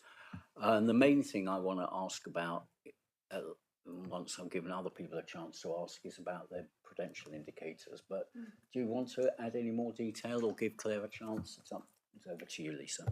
Yes, thank you, Chairman. So we did have some government grant funding. So members will be aware that before we purchased land at Sherford, we did receive some grant funding from Plymouth City Council. So we held that funding on very short terms. We kept rolling it over month on month. As it was, the financial transaction for that didn't happen in 24-25. So had we have known that, we could have invested it longer, but we kept it short because we just weren't sure exactly in which month that land transaction was going to happen. So that's part of the reason really that we were slightly below the benchmark. We do tend to keep our investments shorter term. So we tend to invest sort of 3 months, 6 months, 9 months or 12 months. There have been some good investments. So we subscribe to link services. They do let us know when they think there are some good sort of call accounts that we can invest some money in. But yes, we were quite pleased that we met the budget at the year end because, as you say, fortunately base rates didn't come down quite as quick as we were anticipating. So yeah, that did help us in meeting the target at the end of the financial year. Thank you. Thank you very much, Lisa. That's helpful to understand why we're slightly below perhaps some of the benchmarks. Yeah, Councillor Taylor. Thank you very much, Chairman. Yeah, I was just wondering if the money that was short-term investment was money that we borrowed from the loan board for that investment, or was it money that we got in reserves? It wasn't any money that we borrowed from the loan board because we're councils are prohibited to do that, so we're not allowed to borrow money from the PWLB and then invest it. So that's not allowed. The money that we invested is just money that we have our own funding. So it will be things like money that's sat in earmarked reserves, Section 106 money that we are holding that we invest in the period between receiving it and spending it, capital money that we're holding again for capital projects before we spend it. So these are our own funds as such. Also within there will be some funds that are sat on the collection fund. So members will be aware that the collection fund had a balance on it of just over 4 million at the year end. So again, that's money we've invested out. We will have to pay that money over to our precepting authorities, so Devon County, Fire, Police, but we won't be doing that until the next financial year. So the fact that we overachieved our collection rate target for council tax significantly helped us, because it meant basically we've got more cash in than we are paying out to the preceptors. So there's always that cash flow advantage, if you like. I have to say it is a cash flow advantage, but in the pandemic it could have worked the other way for us. So the amount that we have to pay the preceptors is set, whether we can collect that money in or not. So during COVID, we were concerned if we couldn't collect income from council tax or business rates, we still had to pay the preceptors. So in that respect, it would have been a cash flow disadvantage. But during this year, it obviously it worked in our favour. Yes, but it was the council's own funding or government grant money that we might be holding. Yeah, thank you. Thank you, Councillor Taylor and Lisa, for your answers. Any other questions here on this report? As I say, it's quite similar to what we've seen before. So, Councillor Steele, who hasn't seen this before, I think, so you can start at the beginning. Okay. So I'm looking at the Treasury portfolio numbers compared to the balance sheet and wondering why there's a difference. So the difference is total Treasury investments, 31st of March, 28 million. Investments on the balance sheet, 7 million. So how do those numbers relate to each other? Sorry, I'll just get up the balance sheet so I can compare the figures. But yes, in terms of your short-term investments and money market funds, those would be shown on the balance sheet as well. Okay. Are some of those in cash and cash equivalents, or is there a crossover? We would have a short amount of cash that we would hold in our Lloyd's bank account at the year end, but generally we tend to keep that very low value, so we would move money around. So on the balance sheet, cash and cash equivalents, I think we had 21.8 million, but in Section 106 deposits there was another 6.8 million. So obviously that is cash that we are holding at the balance sheet date. And then there would be capital grants where we've received money in advance, and capital grants would also be sat in usable reserves as well. So the council's reserves would also make up part of that 28 million. So just the investments. So where the balance sheet investments, 7.6 million, compared to total Treasury investments 28. How do those numbers match up? Have a look at note 17, because that is where we would show, so cash and cash equivalents. So we had 21.15 million sat in money market funds, so that tallies across. Okay, so that comes under cash and cash equivalents. Okay, that's really money market funds come under cash and cash equivalents. Okay, thank you. Very good. Very good at the figures type. Excellent. Councillor Rick. Well, I mean, just in sort of conceptual terms, the Treasury management is it's a large pot that doesn't really distinguish between the source or the destination of funds, but does distinguish importantly between the likely maturities of sort of so. Where there are funds, say, in a earmarked reserve, or that we know the date on which we will have to make a payment against those funds, we won't be investing that money for a longer period, so it is available. And as Lisa says, it also includes curry money that arrives quick and leaves quicker, such as the collection of council tax for the preceptors and so on and so forth. So it's looking at the same thing but through quite a different lens.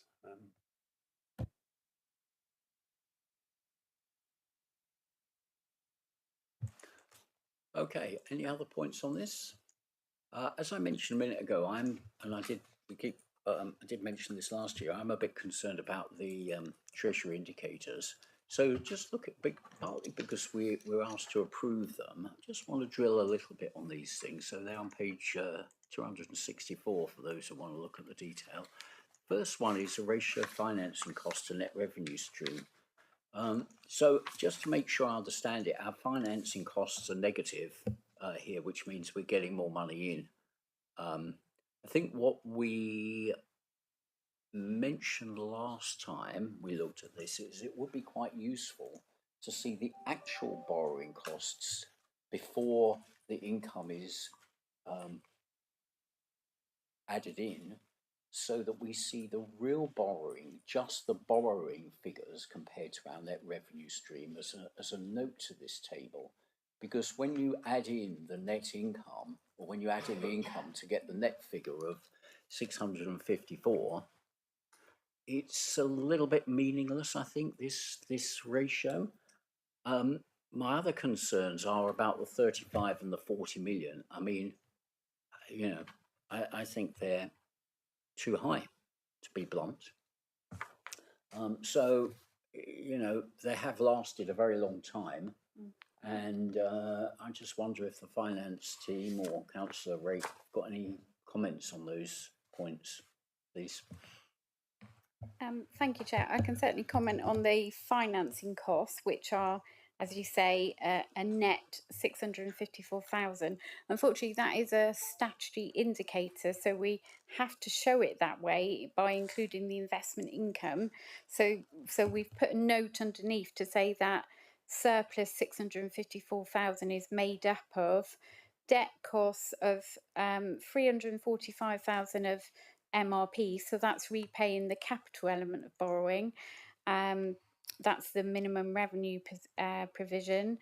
And then we've also got 605,000. Sorry, I've said that wrong.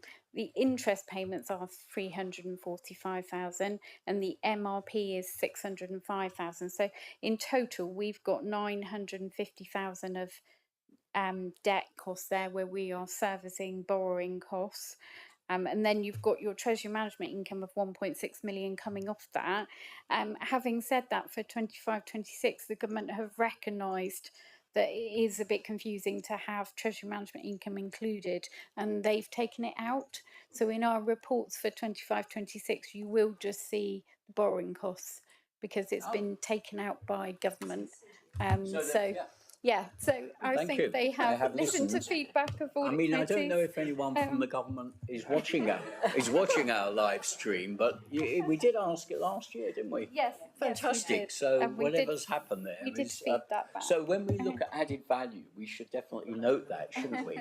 That government have followed our advice, and it's heartening, very heartening, because that is more sensible. But fantastic news. Okay, thank you. And in terms the of other the things, operational boundary and authorised limit, I mean, obviously that's a member decision.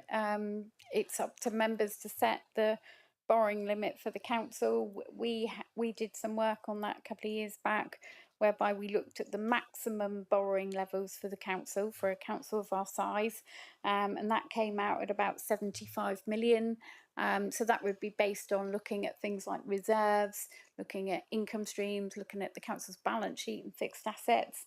On advice from our treasury management advisors, we did bring that 75 million limit down to 40 million, because the advice was, if your borrowing level is currently around 13 million, you shouldn't have an authorised boundary that is so much further away from that. And those limits can be changed at any time. So if members said, well, we don't want it to be 40 million, we want it to be a different figure, you can just take a report through to full council to change that authorised limit and change your operational boundary limit. But I think members felt they wanted some headroom within the borrowing limits to, you know, if they did want to do some capital projects, whereby you can borrow to do some investments, and you could service that borrowing through the income from those capital projects, and that would give you some headroom. I don't know if that answers the question, Chair, but thank you. Yes, it's the same answer as last year, Lisa, so there's consistency there, thank you, but it is an answer. Councillor Rake. If I may, Chair, I agree that the limits if we were to reach them, we probably would have gone too high. But so I would be comfortable with you bringing something to full council that suggests a modest reduction in them. That said, I think far more important is how we would get there, and that, you know, that any increase in borrowing be subject to proper oversight and consideration, and that we don't just sort of find ourselves that much borrowed by accident. And I think that's more important than an arbitrary limit, which, you know, that we will never reach. So Yeah, a fair point, Councillor Nix. Yeah, I mean, I don't say this often, but I would tend to agree with Councillor Rake. I know. You agree with me all the time, Councillor? Well, it was on the committee you agreed with him. Just to say that, I mean, obviously we've reduced the limit quite considerably from 70 to 40. And like you say, it's prudent to have a reasonable limit. However, if we were going up anywhere near that, then, like you say, I would hope that there'd be enough oversight to stop that happening. And there'd be conversations before we get anywhere near that amount anyway, etc. So at this point, I don't really see any need to change that limit. So what is the mechanism for approving large borrowing? Is it just the exec, or does it come to this committee? No, so any borrowing, I'm trying to remember what the executive limit is. I think it's £500,000. So over that limit, it would come to full council. So it would be for something for all members to vote on, to increase the council's borrowing. Yeah, thank you. Yeah, I mean, my arguments. Councillor Preswell, sorry. Thank you very much. I was considering. Yes, $1 million here, $1 million there. I wanted, just off the top of your head, and don't worry if you can't do this, they are borrowing over the last sort of 5 years. Are we all in the teens, or, you know, but... Please, yeah, so that is, so within the report, I think it's page 256, there is a table there of our borrowing in the past and current borrowing. So currently we have borrowing of 13.3 million. This time last year our borrowing was 13.8 million. So we've paid about, you know, around £500,000 of that borrowing off. And the borrowing that we have were for the 3 specific projects. So we borrowed for leisure investment, we borrowed for the investment property in Dartmouth, and we borrowed for the Dartmouth Health and Wellbeing Hub. We will be borrowing, it's around about £3 million in 26-27 for the waste vehicles. And we would also be borrowing for the land purchase at Sherford as well. So those are the 2 projects that have been approved by members to borrow in the future for. Yeah, thank you. Fair question. I mean, my feeling is that these 2 metrics, the operational limit and the boundary, they're a bit meaningless because they're so high. So yeah, while it needs to come to the committee, you know, we may as well not have these. You know, let's just scrap both of them because they're so high above the current limit that they're meaningless. So, you know, an alternative would be to bring them down to something that is more appropriate or closer to our expected borrowing, so that they have some meaning.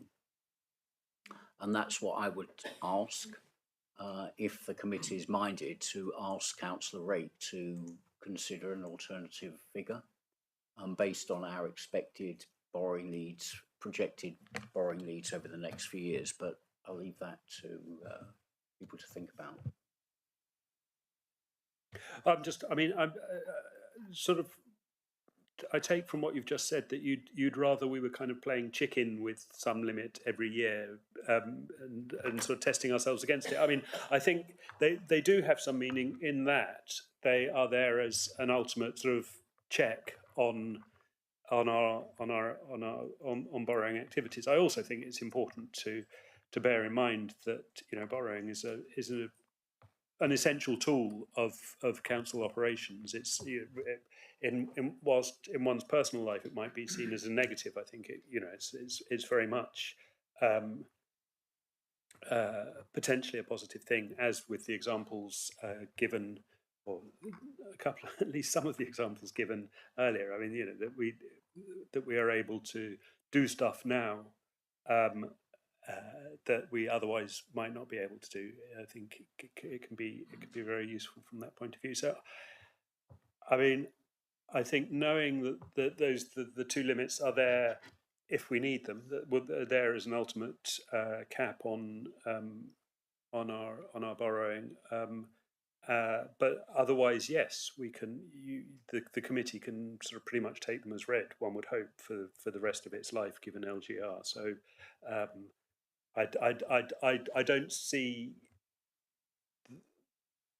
really the value in fiddling around with them, I must admit. So. Okay, well, that's fine then. Let's Councillor Taylor. Sorry, I'm not on this committee, but I seem to be putting my nose in quite a lot. What happens to the borrowing? I mean, this is it's an if question. If like Sherford and Langage get swallowed up by Plymouth, do that borrowing stay with us, or do we pass it over to Plymouth City Council as a mayoral control? So any borrowing moves with a successor authority. If there is a boundary change, that means that that area is now within a different boundary of a different council, both the asset and the borrowing would move to that council. So they move together. So you wouldn't get an instance whereby a council would pick up the asset but not pick up the borrowing that goes with it. It would transfer together. That's what's happened in other reorganisations in other areas. Yeah. Okay, thank you, Lisa. All right, so let's move the motion then. If the committee doesn't object, I'll start with item 2 first, that we note the Treasury Management Report for 24-25. I'm happy to propose that. Any seconder? Councillor Steele. Did you vote there, Amelia? No, because I'm going to put a hand up. Oh, sorry. You might as well. To Anna. Oh, you're appointed. Okay. Oh. Yeah, all those in favour? Thank you. Right, let's move item 1, that we approve the prudential and treasury management indicators. Do we have a proposer? Yeah. Councillor Nix. Do we have a seconder? Councillor Presswell. All those in favour? Any against?